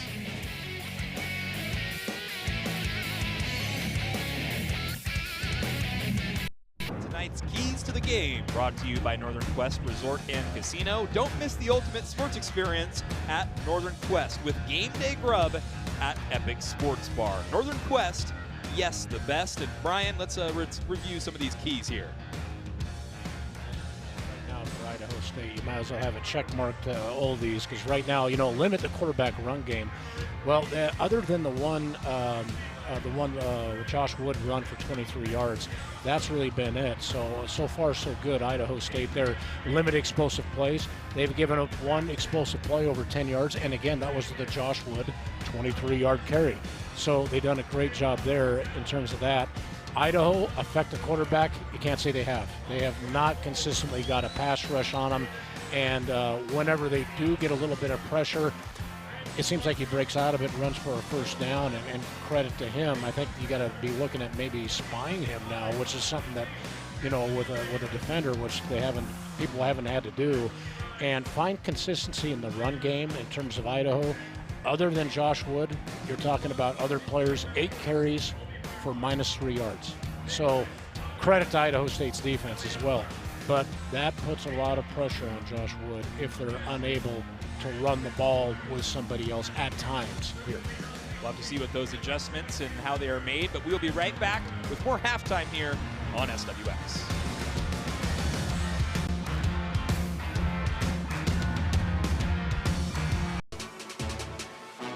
Welcome back. We'd like to take a moment to acknowledge the retirement of longtime Big Sky official Roger Stewart, who is retiring from on-field officiating after an outstanding 23-year career. Roger worked 224 regular season games and 23 postseason assignments with professionalism and respect at every stop. 3 weeks ago, he suffered a medical issue during a game, and while he's unable to work on the field today, he's here with the Jeff Rink crew to support them for their last game of the season. Roger will stay with the Big Sky family in a new role beginning next year, but the Big Sky Conference and its student athletes, coaches, and officials wanted to thank him for 23 incredible years and hopes he enjoys his well-earned retirement. Congratulations to Roger.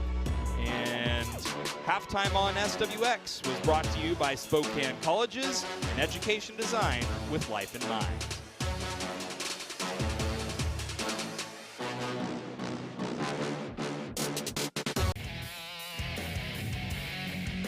College football on SWX, presented by Inland Power and Light Company, powering our communities since 1937. And back out here, Moscow, Idaho. Battle for the Potato State Trophy, the 46th meeting between Idaho and Idaho State. and the Vandals have won the last 4 meetings, but this meeting has took quite a turn here in the first half of play as we're about to start the second half. It is a 27-0 Idaho State Bengal lead as we are set to kick things off here after halftime, and we'll have to see what adjustments were made because the Idaho Vandal defense, or Idaho Vandal offense, I should say, has not been able to get a whole lot going. So we'll see what changes were made, and head coach Thomas Ford Jr. and his squad will try and get something going. Maybe one development that we can talk about a little bit. From last game, we saw that Matt Linehan, the offensive coordinator for the Idaho Vandals, was on the sideline. He's normally up in the booth. Head coach Thomas Ford Jr. talked about it a little bit and said, hey, you know, we want to change things up. So we're not sure exactly who is exactly calling the plays on offense, whether that's Matt Linehan or their wide receivers coach, Tyler Powpow, who is up in the booth right now. So the Vandals are trying to get something going here on offense as this first play will maybe get a yard, and it'll be 2nd and 9 for Idaho. Yeah, there's a, in terms of, it looks like, coaches make some adjustments during the season, just like they do at halftime, just like they do during the season. But I think some of the adjustments you'd like to see from Idaho, I bet some of these seniors had some words in there in the halftime. Guys like Jake Cox, guys like Nate Azapari, who's played over 3,000 snaps here at Idaho. And I think this drive is going to show you in terms of some fire that was shown in that locker room and some pride. Another thing, maybe an adjustment that was made is at the quarterback position, as it's Sawyer Teeney who is now throwing the balls for the Idaho Vandals. Joshua Wood, he did go in the medical tent before the first half, but then he came back out and he looks okay. Looks like there's a personal foul called on Idaho after that second play, so it'll make it 3rd and very, very long for Idaho. Post snap or post when it was over, so you're talking an incomplete pass at that point. Now tag on 15, and not exactly the 3rd down that Idaho was looking for here coming out of the halftime. 3rd down and a good 20 plus. 3rd and long right now. Sawyer Teeney just going to go ahead and run it himself. He's got a lot of blockers behind him, or in front of him, I should say, as he's going to pick up a good amount to get back to the original line of scrimmage, but it'll be about 4th and 10, and they'll bring out the punt team. Yeah, pretty tough situation for Teeney there. Like talking 3rd down and 22. Did what he could, got 13 of it back. Not enough for Idaho here to roll the dice in terms of 4th down and 9 at their own 26. So they're going to have to punt that ball out and see if Idaho can muster a stop here and not only get them into a 3rd down, but then they got to get themselves out of that 3rd down.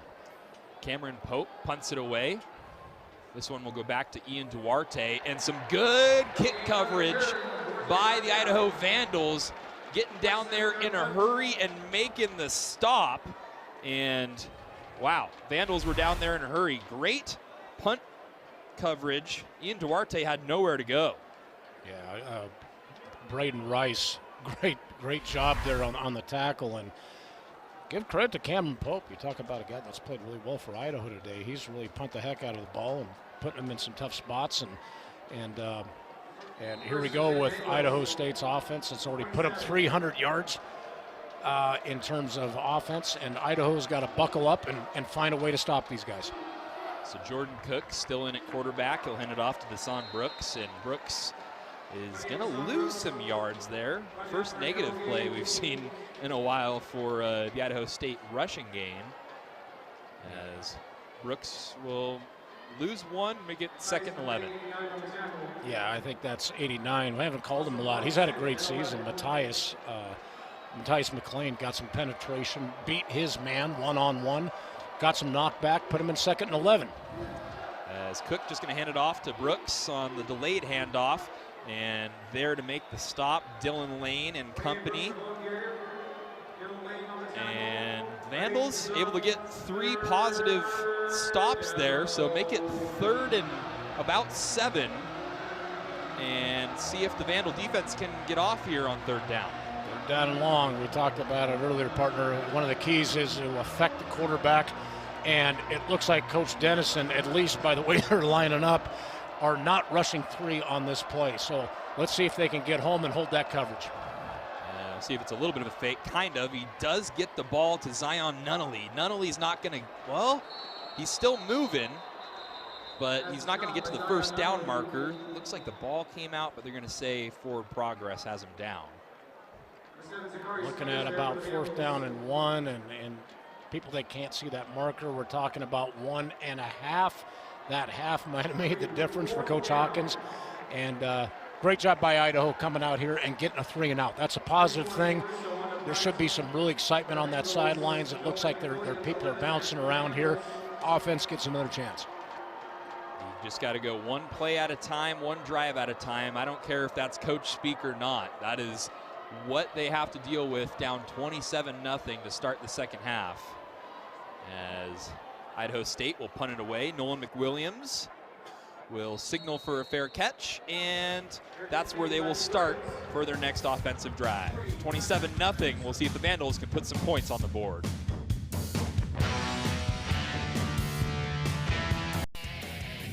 College football on SWX is presented in part by your local McDonald's restaurants, proud sponsors of the McDonald's Team of the Week, featured every Friday night at 11:15 on Nonstop Local KHQ in SWX Overtime.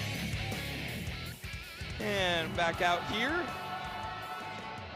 Moscow, and looks like Joshua Wood has the shoulder pads off. He's got the headset on, and I think his day might be done. We're not sure if it's just a coaching move or if he was hurt. He did go in the medical tent, but he looked fine getting out of it. So Sawyer Teeney in at quarterback.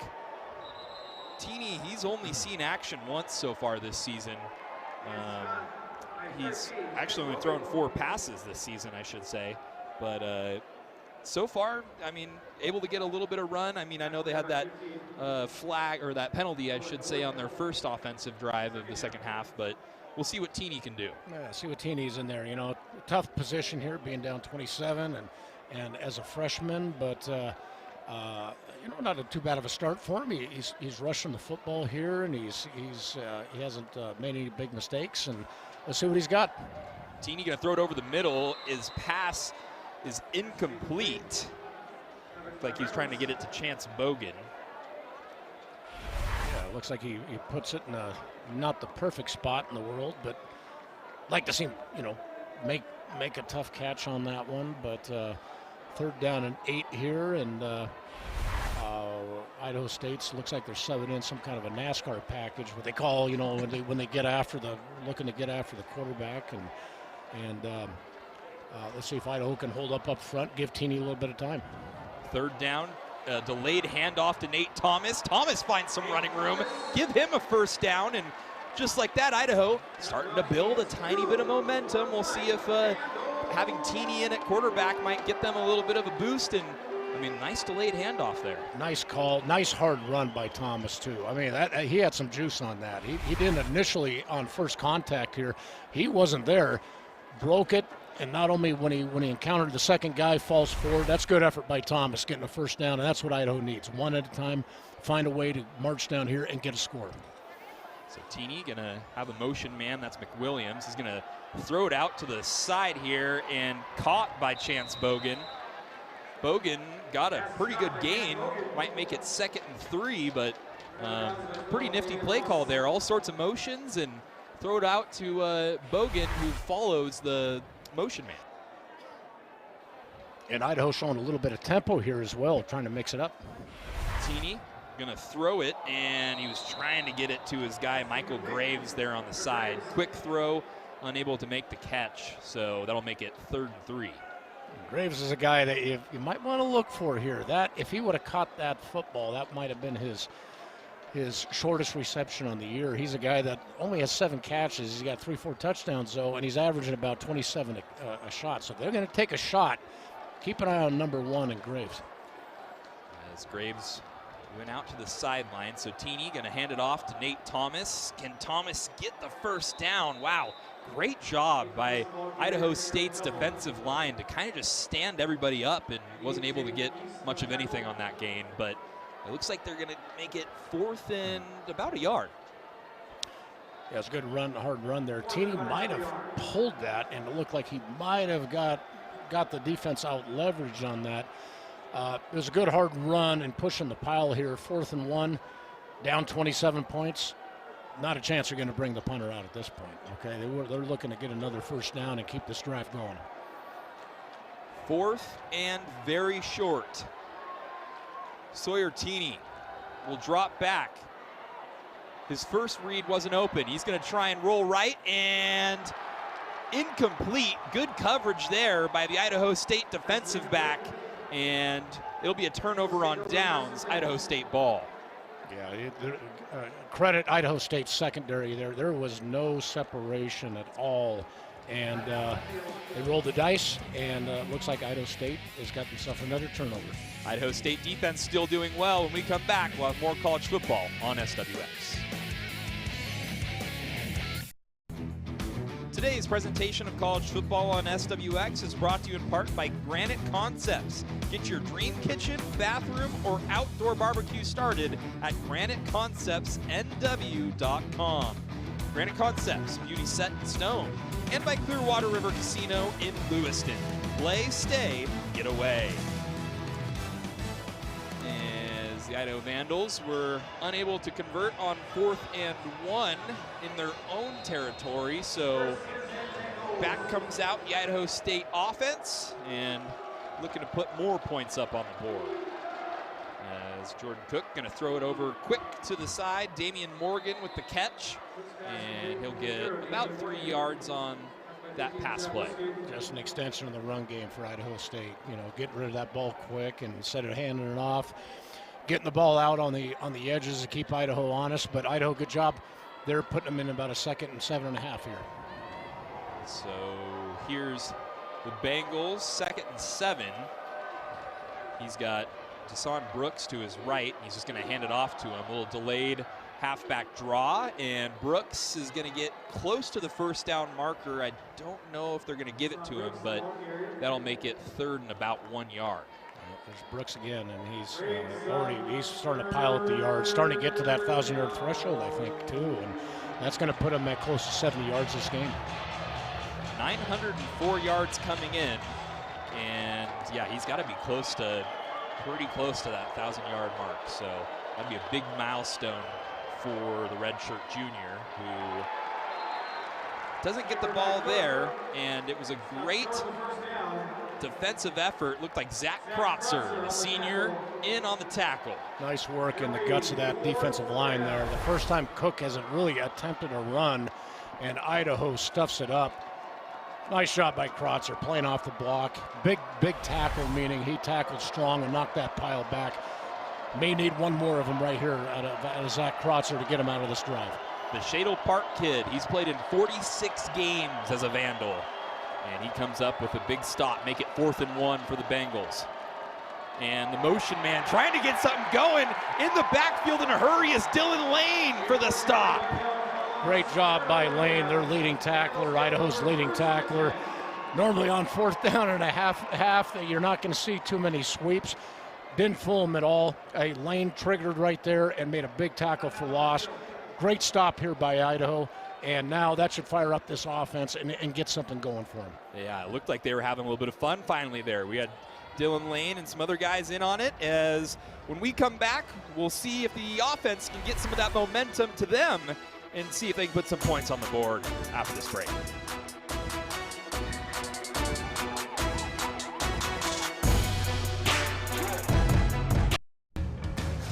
College football on SWX is brought to you in part by Top Dog Plumbing and Drain. Locally owned and operated, our pledge is to bring you unmatched service and expertise for your home or business. Don't settle for a good dog, go for the top dog. A lot to have some fun out there. Playing some catch with the little guy. Love it, that's what college football, some tailgating is all about. And the Vandal fans are hoping for maybe something to cheer about here on offense. Looks like Sawyer Teeny is surrounded by a few tight ends and a running back behind him. And they'll hand it off to Nate Thomas. Thomas gonna find some room. Finally, this offensive run game for Idaho starting to do something on the last couple of drives here. Nate Thomas has been able to find some green grass. Yeah, they came out what they call it a frame set, where they have actually 3 running backs and a diamond formation out there. He put Cox on the backside to get himself a block, and they showed Idaho State something that, quite honestly, I don't think they've seen from Idaho this year. A reminder, Eli Cummings, the redshirt senior, is out with an injury. So Nate Thomas has been the workhorse behind the backfield, and Sawyer Teeny is he's gonna get hit pretty hard there by the Idaho State defender, but he did get about 4 yards on the game. He certainly did, and he ran into Ryan Leathers, their number one tackler on the team, but. Nice play, and it shows that Sawyer's got definitely some athletic ability there, getting 5 yards out of that play. Sawyer Teeny, he got hit there pretty good. Only 5'11", 192. The freshman says, you know what, I'll show you something.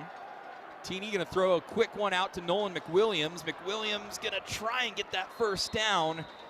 Looks like it'll bring up 3rd and 2 for Idaho. Yeah, Teeny's come out, and it looks like he has control of this offense. I mean, it hasn't gone exactly perfect. I mean, not many people can convert a 3rd down and 25 coming right out, but he's making some nice throws. He's showing he's got some ability with his legs, and definitely manageable here, 3rd down and short. And if you're going to take a shot down, this is not a bad opportunity, knowing you're most likely going to go for it on 4th and 1. And in Idaho State territory. Instead, they're going to give it to, Nate Thomas is finding some lanes and some running. And he's going to get a good 7 yards on the carry, make it 1st and 10, Idaho. Idaho's trying to find the run game here a little bit the second half. They certainly did in the first half, and a lot of that's been Thomas, no question about it. They're taking 1 first down at a time. And just like a good buddy of mine, Jared Ackley, one of the top high school coaches down there in Texas, used to tell me, can't come in at halftime throwing chairs and just getting angry, but you do have to get fired up at a certain point, and Idaho is, after that defensive stop, is getting fired up here. And I saw on that replay, Jake Cox had a good block, and looks like he's going to try and block for Teeny as he goes to the end zone, and we've got a flag. You'd think there'd be some pass interference calls here. That was intended for Marquand McCraney, and 21, defense, 15-yard penalty. Yep, they're going to call that one on Leathers there. The coverage was there. It just looked like they said there's just too much contact. But that is, looking at this game, I think that's the first shot that Idaho has taken downfield right there. And certainly Idaho State was ready for it. Just too much contact there, and they're going to call that one. Besides the throw and catch from Joshua Wood way back when he got 15 yards for that first down, I think that might be the longest throw of the game. So, or for Idaho, I should say. So Sawyer Teeny now with the 1st and 10. Vandals are at the 20-yard line. Yep. Going in, Teeny says, I'm going to try and use my legs. Idaho is going to get about 5 yards on that carry. Teeny said, I can't find anything, and I mean, credit to Idaho State defensive line too. They were in on there trying to get some pressure on it. That was quite a formation that Idaho came out there, partner. They came out 7 offensive linemen, exploded the formation out, and they had 2 offensive linemen actually playing wide receiver. They really wanted Teeny to throw it to him, but Teeny thought better, let's get ourselves 4 or 5 yards instead. I'll take care of this one. So here's Teeny. He's in the backfield with Nate Thomas. We've got 3 receivers to his left. He's going to hand it off to Thomas. Thomas got a lane. He's got to spin off one guy. Touchdown, Idaho. They finally put up 6 points, and we'll see a little bit of momentum here. 27-6. Idaho gets the score. Can't score all 27 at one time. That's what Idaho needed, and that quite honestly was an angry run by Thomas. I mean, he's exploding this half. He's breaking tackles. He's falling forward. That was a good, angry, tough, violent run there by Thomas, and punches it in. It looks like Idaho's thinking two-point conversion here. And why not? Make it 8-27. See if your defense can get a stop. And I mean, the way the offense moved the ball there, that's very promising. So let's see what they can do in this 2-point conversion. Teeny, not much time, going to throw it, and his pass is picked off by Ryan Leathers, who says it's out of bounds anyways, doesn't matter. But, oh, and we got a flag. There's going to be most likely a late hit. Yeah. I think on Teeny. That's what I saw. I don't know if they're going to call this a hold or not, but it looked like maybe he was hit a little Personal bit foul. late. That's going to give Roughing Idaho the another passer. chance. 99, defense. Penalty before Roughing the half distance to passer. goal. Try will be from the 1.5. So they actually, and also you got to remember, they moved the ball to the 1.5 yard line, so makes it a little bit closer for this 2-point conversion. Teeny did get rocked there at the end. We'll have to watch this replay. Yeah, that's above the head. That was not a great hit there by Idaho State.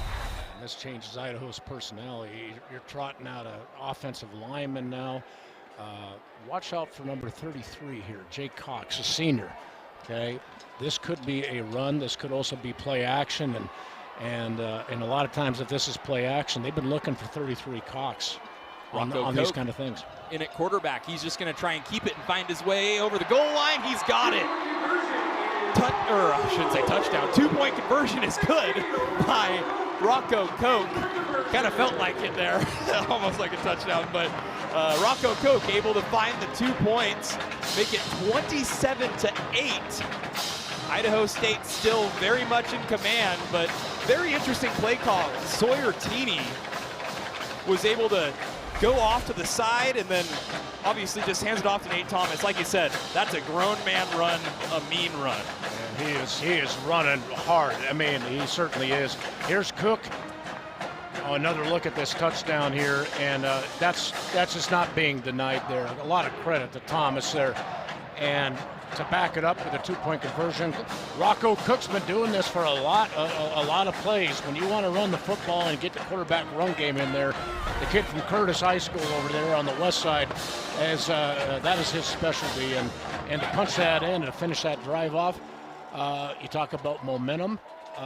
There's a little life on that sidelines over there, and looks like Idaho's defense is going to have to step up like they have here in the second half again and get themselves another stop, and then we got ourselves an interesting situation here for sure. We'll have to see as this kick will go out of the end zone, so Idaho State will start it at the 25. But yeah, when you need 1.5 yards, you've always seen Rocco Koch come in and try and just pile it on in. I did see at the end there, because Sawyer Teeny probably isn't used to being on the field when Rocco Koch comes in, because Joshua Wood probably knows that he's got to go all the way to the sideline and act like a receiver. So Sawyer Teeny was oh, okay, I got to go play receiver for a second on this 2-point conversion. So yep, just go out there and stand out there and get out of the way. Sawyer, you did a good job getting us all the way down here. We'll help you finish it off. As the Vandals now with a little bit of life. 27-8, and the defense stood tall on the last Idaho State drive. What can they do this time? And yeah, delay a game. So Jordan Cook maybe wasn't paying attention to the play or the game clock there. That play clock winded all the way down. 1st and 15 now. Bengals just going to run the ball here. Gives it off to Brooks. Brooks gets maybe 2 yards on the carry. Still 2nd and long. It seems like, Brooks, the great runner there for Idaho State, he's had a great game, but it seems like this second half, it's been a little bit tougher for him. It seems like Idaho is saying, you know what, we are going to make you throw the ball, even though you got a great quarterback. You're not going to march down on us. Idaho's starting to get some more penetration up front. Credit their defensive line. 2nd and 13. Cook going to try and throw this one deep. Almost got it to Nunnally, but some good pass defense there by Zachary Spears. As Nunnally was trying to reel it in with one hand, but Spears was all over it. Great coverage again, and Cook's got that. You got big receivers out there, 6'4", 230. He figures you're always open, and he threw it out there. But here we go. We got Idaho here on a 3rd down 13 situation. Do you show a lot of, you showing pressure? Are they going to back out? Are they going to bring it? This is going to be an interesting chess match here. 3rd and 13. Cook drops back. He's going to throw one deep, launching it over to the sideline. Nunnally was kind of locked up with Spears, and there's a flag on the play, so we'll have to see if that's a PI. They're going to call it on Idaho, and again, anytime there's a pass interference, on the defense, you could always say, well, this can go either way. 15-yard penalty. Historically, when people say that, it's going to be called on the defense. It's just the bottom line. The coverage looked pretty good there. He was trying to get some separation there in the wide receiver with his arm. Take another look at it. I got to tell you, being a former defensive coach, to me, that's pretty darn coverage, pretty darn good coverage right there. But a tough assignment being one-on-one out there, and the coverage was there. Yeah, Spears tried his best to get to it, but had a little bit of jersey. A good stop there. I'm pretty sure that was Jamel Blendman coming across there to take the tackle and take this man down. So maybe a gain of 1, make it 2nd and 9. Time to get rid of the ball that quick, it turns out to be a run. And now you're talking run fits. Idaho did a great job triggering. They had one guy inside, one guy outside. Hold him to a short, very, very short gain. So after that Blendman tackle, 2nd and pretty much 9.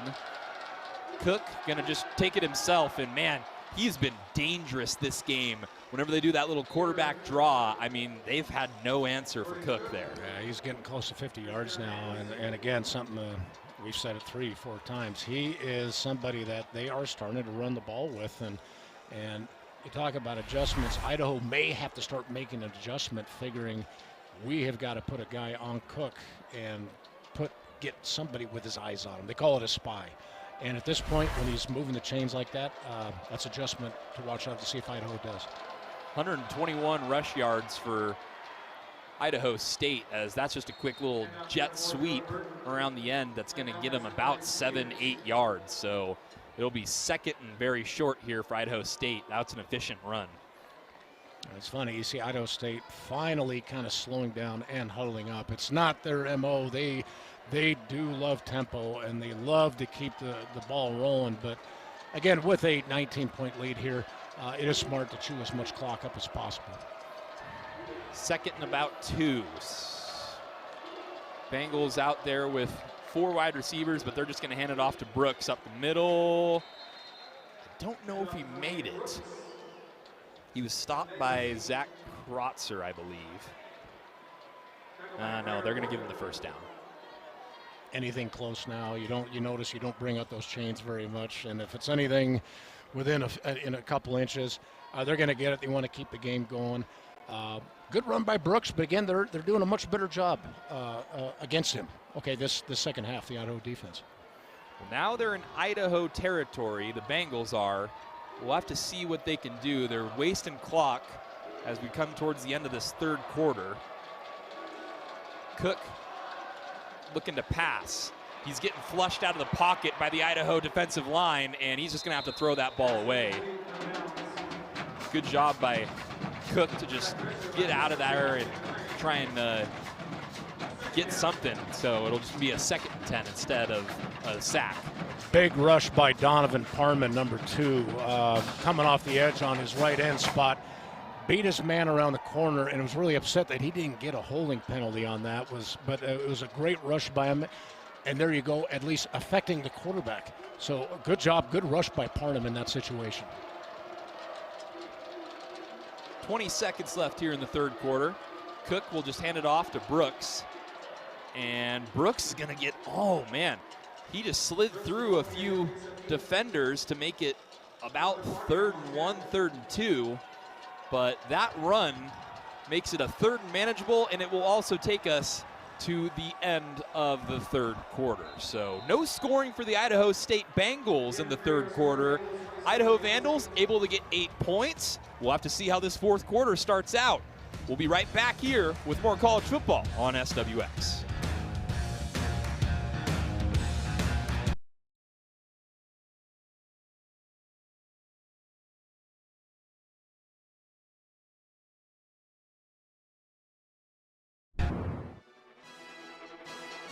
College football on SWX is sponsored in part by Dr. C Family Dentistry. Complete care for every smile at every stage. And here's the battle for the Potato State Trophy. You see the Vandals, they've won it last year. The brand new trophy. There's one more to be sketched right after this game, as we got 15 more minutes to play. Quarter number 4 in the 46th meeting of Idaho and Idaho State, and a big third down here. Bengals, motion man. Cook's just going to keep it himself, and he's going to get the first down. Cook's a big man in there again. You talk about size, and went to the quarterback run game there, and Cook's big enough, maybe a little Josh Allen-ish, you know, in terms of size.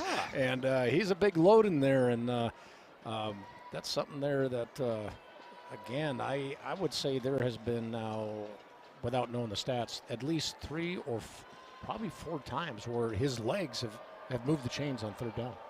I mean, he's a 6'4", 234 pounds. You just got to fall forward to get that first down. Yeah.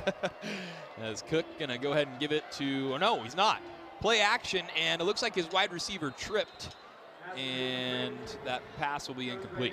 Yeah, no penalty there. It looks like the feet just got tangled up, and again, the DB has as much right to that ball as anybody, but most teams, you're talking about run, but Idaho State being a top 5 passing yardage in the country and first in the Big Sky Conference, this is their offense, and it's an extension of the run game. So they'll mix in the run here, but they're still running their offense. 2nd and 10 for the Bengals. Vandals trying to get a stop, and they've been pretty stellar through that third quarter. And here's a pass over the middle out past Ian Duarte, who he was trying to get it to, and that's going to make it 3rd and 10. Yep, Cook shot one out there. He put a bullet in there, and you know, you're talking about missing by about 6-8 inches on that one, but he almost threaded the needle. 3rd down and 10. So last time Idaho, okay, they've brought 3, they've brought a lot, they've brought them all up, they've backed them off. I think you gotta consider, we're talking either bring pressure, or if you don't, you got to keep some eyes on Cook here and potentially even spy him. 3rd and 10. This is a big one. Vandals need a stop. Cook is just going to keep it himself. And, man, that run game, especially with Cook, whether it's a quarterback draw or designed run, Idaho State's been able to get first downs with their quarterback. Going to be a hair short here, but getting 9.5 yards. I don't know if they won't be trotting out Sinatra here. I don't think so. You're talking 4th down and really, really short. You got 2 big fellas there in the backfield, and again, it's been the quarterback in these situations, but we'll see what Idaho State comes up with. 4th and almost less than 1. He's doing a little hard count with the motion man. They're going to look back over to the sideline. They might just drain this clock out and take a timeout. Yeah, it looks like that's what Coach Hawkins is going to do. So play clock goes to 0. They're going to go ahead and take a timeout, and we'll have to see. It was funny. I was watching Deshaun Brooks, the running back, was just saying, "Hey, give me the ball." He was his hands. I think he was trying to tell Coach, "Just give me the ball." Yeah, he's trying to check the play there. Yeah. But Cook's like, "No, I can't do that one. That's kind of a popular thing now. I mean, you see it in the NFL. If you got some timeouts or it's going to quarter, why not? And then if you can jump, great. If not, hey, let's use a timeout here. Let's talk about it. You see Sinatra warming up. I don't know if that's a decoy situation here, just keeping Idaho off balance. But you do have a running back there that's 228. You got a quarterback that's right around that 240 and has been effective. I'd be surprised if I see him kick the ball here. It's 4th down and short, and if you're talking Idaho, you might be dialing up one of your best run blitzes and really, really coming after him here. Yeah, you saw Court Dennison. He was looking over, saying, "All right, are they bringing the field goal team out?" So we'll see what he drew up and what he's trying to tell his team to do here on 4th and very short. Motion man. Cook's going to keep it himself, and he's going to run it over for the first down. That's got to be 5 or 6 times 3rd down, and Idaho State has really, really done a good job on 3rd downs. I don't have the number in front of me, but it looks like they got to be converting close to 60% of these. And as Idaho here, they want to get off the field as best you can. Fourth down and really short. Tough order there when you add to the run game with a big guy like Cook, though. Yeah, they're 50% on third down, 7 of 14. So Idaho State's been able to get those third down conversions, and not only that, but they're just running out this clock too. I mean, this whole drive just keeps ticking and ticking and ticking. As they give it to Deshaun Brooks. Brooks going to break a few tackles and almost get enough for another first down. Make it 2nd and 2 for Idaho State. Tough guy to bring down when you go high. I mean, when you're talking Brooks here, you got to go low. You got to get low, just too high. I think that was King that came over from the backside and tried to make that play. But Brooks, strong runner. Strong runner, and this is how Idaho State's been this entire drive, just trying to run it down Idaho's throat and keep ticking time off. Now under 12 minutes left to play, and we'll have another motion man. Cook's just going to keep it himself. He's going to go all the way in for the score. Idaho State will put another one on the board, 33-8, and Jordan Cook will run it in once more. Good drive by Idaho State. Again, a little bit aided there and helped out with that. I think that was a big third down where they got that pass interference call against them. But give Idaho State credit, both with Cook in his arm and running the football with Brooks. And that's just how Idaho State wants to dial it up. That's their offense in a nutshell right there. And it's tough to stop when you have those threats. You know, big receivers, great big running back.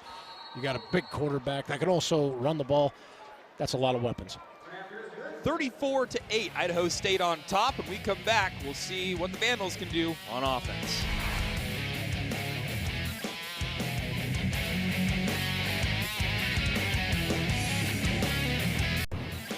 College football on SWX is brought to you in part by ServPro of Spokane County. If your home or business is ever damaged by fire, water, or an unexpected incident, trust the pros at ServPro of Spokane County to make like it never even happened happen.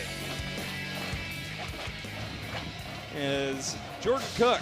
He's done it all for Idaho State, and some good blocking there, and he just waltzed on in the end zone, and I think he may have put the little B's down on his fingers there. So I think the Bengals, you know, it's a rivalry game. It's an in-state rivalry game, and all bets are off at that point, right? And if the spoils go to the victor on this, but of course the game's not over yet, and Idaho's got to get something going here on offense and look for them to take some shots downfield. Yeah, that not a great way to start there. It looked like Nate Thomas just did not look the ball in. Luckily recovered it, so the Vandals will start at their 12-yard line, I'd say. So not a great start, not good field position for the Vandals, but Idaho State, I mean, in all facets of the game, besides that one touchdown drive by the Vandals, the Bengals have been stellar on defense. So it's going to be a tall task here for Sawyer Teeney to try and respond here with another 6 points. He's going to need some help out there, and I can't do it himself, no question about it. He's going to need some protection. He's going to need the great senior Nate Thomas, who's really been having a great half here, to have another good drive. So here's Teeney. He's going to go ahead and throw it quickly over to Marquand McCraney. And McCraney, just a nice, easy pitch and catch, gets him about 6 yards, so make it 2nd and 4, and just like that, it's funny. The first half, it just couldn't get anything going. Joshua Wood goes out, Sawyer Teeney comes in, and like we said, Joshua Wood it makes the Idaho offense a completely different team. But Sawyer Teeney's been taking command. Done a nice job, and you know, a lot of everyone's right now. Well, why don't we hurry up? Well, he's a true freshman here, and they're trying to get something going here, and it's going to have to be. Going to have to take a shot sooner or later, but they also want to get them involved and warmed up in this game as well. Yeah, the true freshman from Silverton, Oregon, goes ahead and hands it off to Nate Thomas, but it's a good stop by the Idaho State defense, and that'll make it 3rd and 3, 3rd and 2.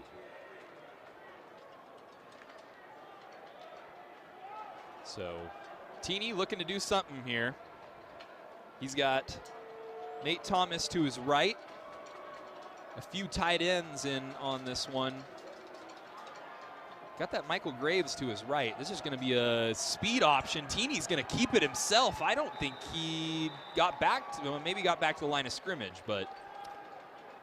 Yeah, Idaho State did a really good job feeling that out. He didn't really have the option to pitch it there. They did jump the pitch man on that, and that means Sawyer just tries to work forward as much as he can so he doesn't lose too much. And you're looking at 4th down, and it looks like two-partner right on the button here, and you don't have to be a rocket science. Down 34-8. Go for it. We'll let her rip, right? We got to go. Yep, Go. Ryan. It's go time. Yeah, that Ryan Leathers kid for Idaho State. He's been everywhere. He was actually on the pitch man too, so Teeney couldn't have pitched it. Leathers probably would have taken that to the house. So here's Teeney, still trying to dance around. He loses the football, and luckily good heads-up play by the offensive lineman Keegan Henson to grab it, but Idaho will turn the ball over. Idaho State will get it back. 34-8. And Idaho State looking like they might be able to score again with less than 10 minutes left to play. When we come back, we'll have more college football on SWX. Tonight's coverage of college football on SWX is brought to you in part by Northern Quest Resort and Casino. Don't miss the ultimate sports experience at Northern Quest with Game Day Grub at Epic Sports Bar. Northern Quest, yes, the best. 34-8, Idaho State in command and in charge, and also with the ball on the Idaho 9-yard line after a failed 4th down conversion for the Vandals, as Jordan Cook will slide over. It looks like a direct handoff to his running back, Deshaun Brooks, and he'll get a gain of about 2 or 3, so make it 2nd and goal. And Brooks is getting close with a great year here. According to our numbers, I think he is most likely within about 6 to 7 yards away from a 1,000-yard rushing season. I couldn't tell you the last time Idaho State, and I might be wrong, had a 1,000-yard rusher, but Brooks has certainly earned it, and I think that's most likely why he's still in that game. Well, Jordan Cook, by the way, has definitely surpassed 3,000 passing yards this game as well. So tremendous. Yeah, two just weapons on the offensive side for the Bengals as he's going to try and slip his way in. Does he? It doesn't look like they're going to give it to him. So Deshaun Brooks was super close. Idaho tried to keep him in bounds. Looked like Dylan Lane was trying to drag him out. And we also have an injured Idaho State Bengal. Dylan Lane was trying to drag him out. Man, he is a fighter. That Deshaun Brooks, 5'11", 228. He's always trying to fall forward. He is a physical runner, and he is a violent runner as well. And you know, a little face mask there, that's not going to be called. And I'm trying to figure out, oh, the knee, maybe they're counting that left knee was down right before that ball crossed, because I was more looking at his feet. But that's a tough run there by Brooks, which is, he's been doing it this game. He's been doing it all year, and he's not a guy that really gets, you know, too many catches and things like. He's a running back. I mean, I think Idaho State figures we got plenty of guys that can go out there and catch the ball. Your job is to hammer it in the middle, and looks like big number 51. Idaho State striker Rashid. Rashid is limping off the field. Hopefully he's okay. I don't want to speculate. Looks like maybe he might have turned an ankle or something. I'm not sure. Hopefully he's going to be okay, because this offensive line for Idaho State, we don't talk about it enough. We talk about the sacks. We talk about not giving up sacks, which is incredible.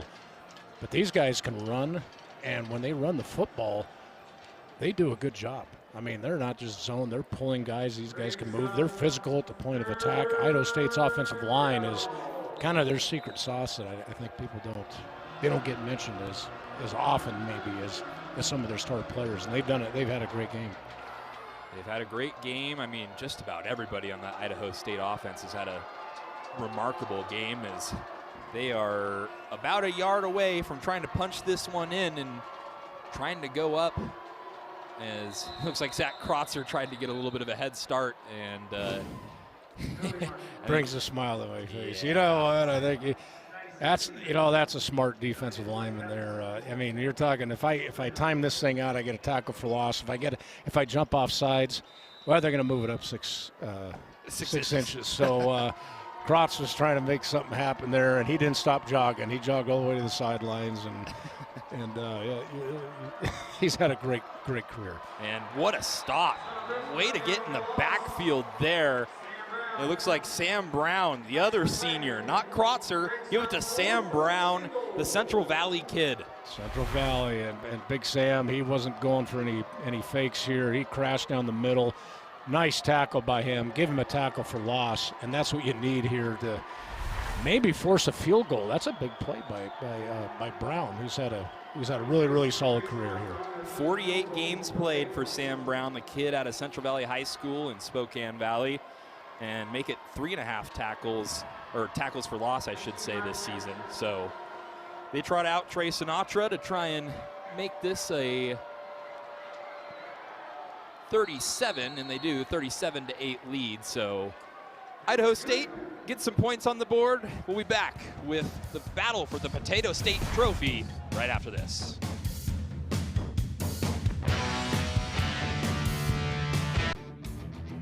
This portion of the game is brought to you by Perfection Tire and Auto Repair. Nobody beats perfection. As we're back here inside of the Kibbie Dome, 37-8. Idaho State able to kick a field goal on that last drive to extend their commanding lead. Idaho Vandals looking to try and end senior night, try and get a positive note. They honored 13 seniors before the game. I mean, just this senior class has been through a whole lot for the Vandals to try and change the culture of this program. It's funny, you know, with the red shirt and then medical red shirt, or whatever kind of red shirt you can get with an extra year of eligibility. Some of these guys have been around since the Paul Petrino era. That's unbelievable, especially now with the NIL stuff. Yes. And people transferring, and you talk about going through adversities and ups and downs, and we just saw a guy right there, Sam Brown, who made a big play right there. That shows a lot. That really shows a lot. I mean, it looks like they're going to waltz in for a touchdown. He says, nope, I'm going to crash down. I'm going to make a play here. And certainly no give up, okay, in these seniors. And they deserve a lot of credit on both sides. On both sides. And I mean, yeah, to hold them to a field goal. Sawyer Teeney trying to make something happen here. And he does get it to Chance Bogan. Gets about 5 yards on the pass play. And we talk about those defensive seniors. We talked about Krotzer. We talked about Sam Brown. But, I mean, on this offensive side of things, too, I mean, you got Jake Cox, redshirt senior. He's played his 6th year, 6 years in Idaho as a tight end, the number 33 for the black and gold. And, I mean, some other guys on here. Of course, Eli Cummings was not able to play in this game, but he's had a remarkable career. Michael Graves, number 1, who isn't on the field right now, but a tremendous wide receiver. Cool little pass here is Marquand McCraney going to find a lot of room for a big gain. McCraney, I mean, he's a redshirt freshman. He says, go ahead, give me the ball. I'll do something with it. He shot out of a cannon on that one. And another senior, I think, was leading the charge there, Nate Azapari, who's been a captain and talking to, you almost hate to mention the seniors because you don't want to miss anybody, but you mentioned Cox, you mentioned Azapari, guys that do a lot of the dirty work, and they've done it for many years.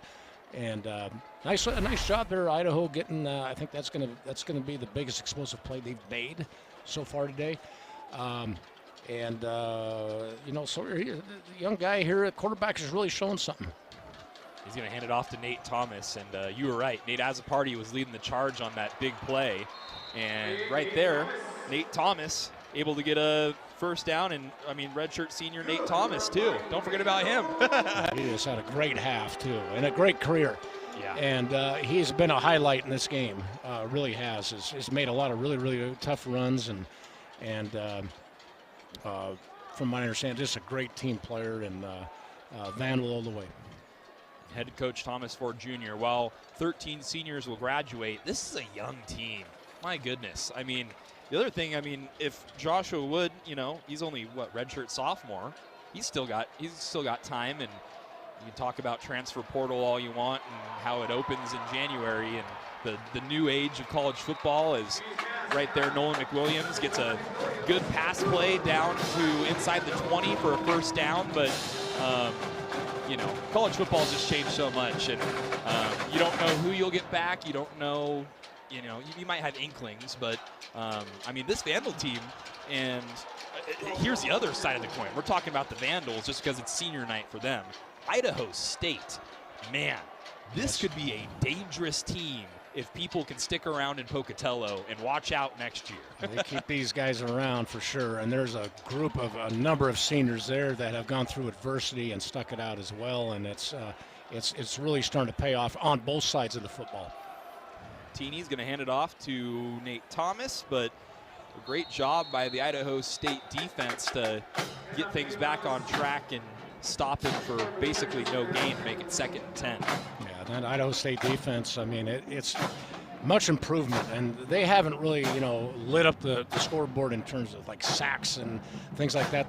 This game that they've done all year, but anything that Thomas is had to run, he's really had to earn it, and they are a much more physical team up front than they were last year. We're talking about that Idaho State defense, and I mean, they only have 2 seniors on my little spotting board here. Looks like Teeny was trying to get it out to his running back, but not much going on there for Carlos Matheny.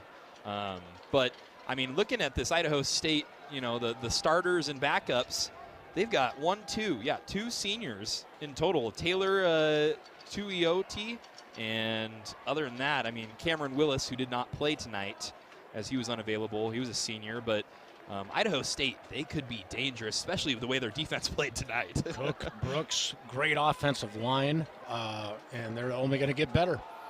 As looks like that's Matheny again, trying to pick up some yards, and on 3rd down, wasn't able to get too much, but that'll bring up 4th down. Offense will stay on the field, of course, for Idaho.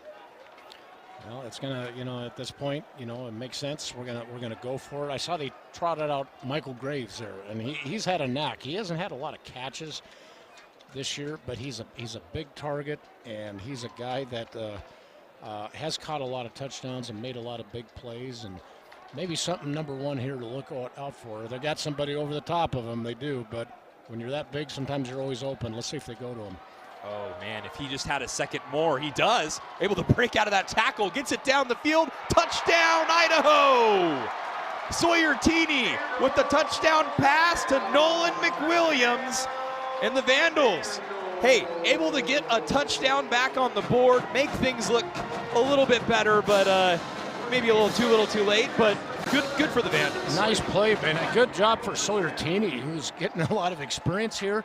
Not only experience, but this is 2 drives in a row that he has, of course, with some help from others, but he's moved the ball against a really, really stout defense that really hasn't subbed out a lot of their starters. And I tell you, Sawyer Teeny is showing some escapability and some poise, and that was a heck of a throw right there.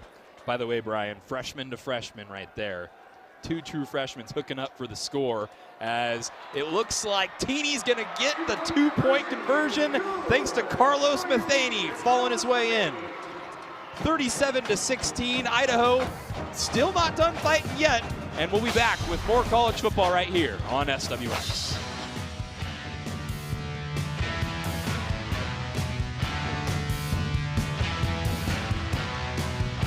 That'll be a fun one. Shoot, we got the basketball going, but we still got football action, and we got Sawyer Teeny throwing a touchdown to Nolan McWilliams here. And I mean, Brian, it looked like he went through his progressions and found the open man. Absolutely. He was under some heavy fire there too. Onside kick here by Idaho, taking a chance.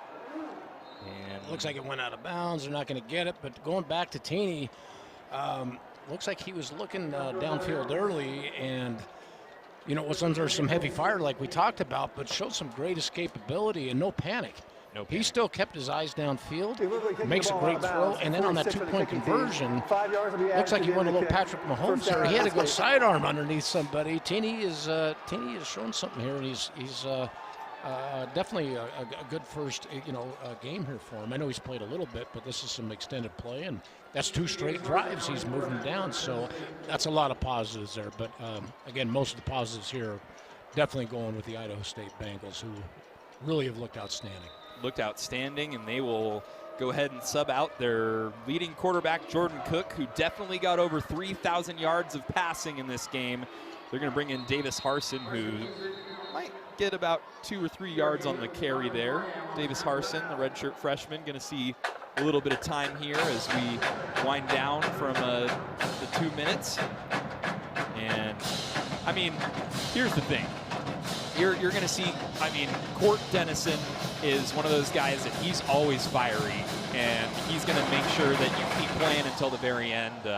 I didn't see if he still had the seniors out there or anything, but, I mean, they deserve everything that they've gotten so far, and I don't think that this record for Idaho, this 4-7 record with only 2 wins in conference play, is indicative of how good this team actually is for the Vandals. On the other side of things, Idaho State, they've played some, I mean, they played Montana and Montana State back-to-back. They played Northern Arizona after that bye week. They lost all 3 of those games, but they haven't had it easy either. So UNLV, New Mexico, 2 1A schools, but 2 good 1A schools. And I think if anyone's wondering why, maybe Brooks is still in the game, I think the reason is I think that run there on that zone play, I think that's going to put him over 1,000 yards. I think so. Look at, he's getting much deserved. He's getting all the praise from his boys coming out, and you can see Ryan Leathers going to hug him too. And yep. Yeah, I think Deshaun Brooks for sure, probably over 1,000 yards of rushing, and I mean that's saying something for a pass-first offense. And he's the hammer in there though, and he keeps those defenses honest, and he's tremendous. He's getting congratulated by everybody. I got to believe that put him over 1,000 yards. Congratulations to him. Great player. Had to. So it looks like Davis Harsin will go ahead, the quarterback backup will go ahead and try and run this thing out.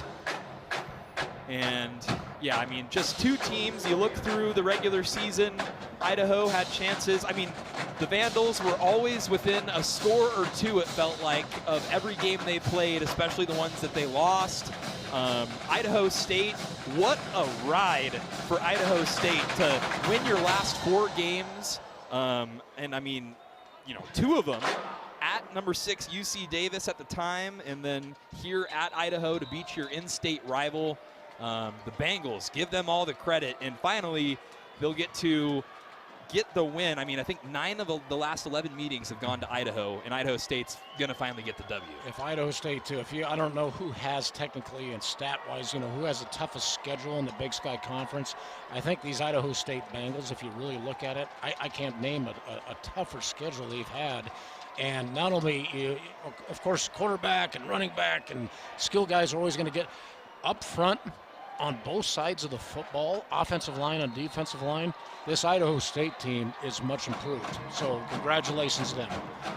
37-16, Idaho State will take the battle for the Potato State Trophy as head coach Cody Hawkins, in his 3rd season, gets the win over his this rivalry. You can already see they're making sure everybody's kind of taken back here. It looks like we don't want things to get, we don't need things to get a little bit too heated here as both teams. I mean, hey, it's a rivalry game, but we don't need any of the extracurriculars here. It looks like they're trying to break something up here for sure, but if it wasn't considered a strong in-state rivalry coming into this because of the years over the past, this is going to be a contest that is going to be worth watching in the future. Oh, for sure. They're going to take Messiah Moye there away, and Idaho State, they get the win, like I said, 37-16. Head coach Cody Hawkins, in his 3rd season, he gets the win. They will go to 6-6 on the season. So, hey, 6 wins, 6 losses. Of course, Idaho State, that's a That's huge for the Bengals, and they will go to 5-3 conference record. I mean, Big Sky conference record of a 5-3. That is huge for the Idaho State Bengals. Other side of the coin, Idaho Vandals will drop to 4-8. They will go 2-6 in Big Sky conference play, but like we said, I don't think their record's very indicative of how this Idaho Vandals team has played. And it looks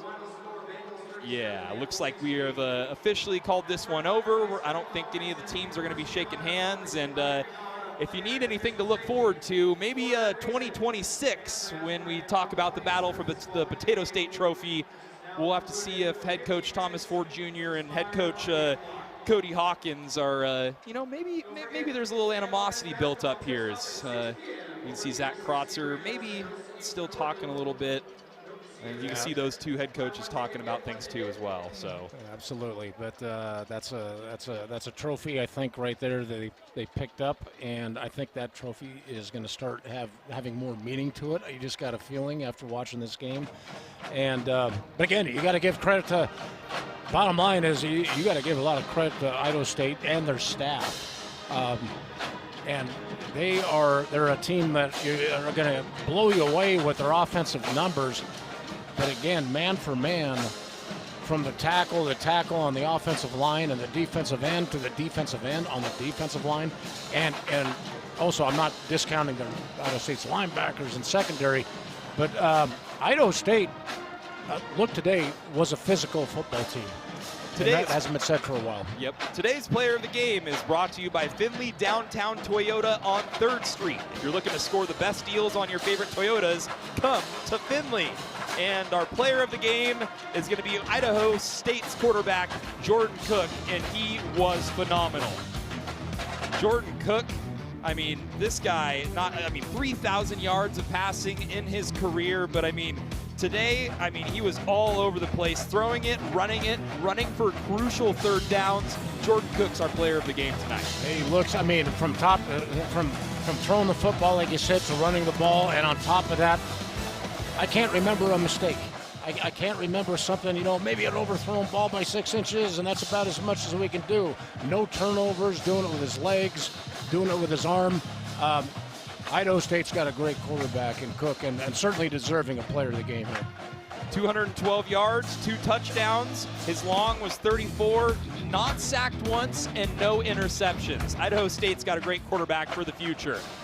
Our final score, Idaho State wins this one. We want to thank you so much for watching. For our entire SWX broadcast crew, as well as my partner Brian Strandley, we want to thank you so much for watching all season long. But don't worry, SWX has got basketball coming up next. Make sure you tune in. Final score, Idaho State wins it big, 37-16. They will take the Potato State Trophy.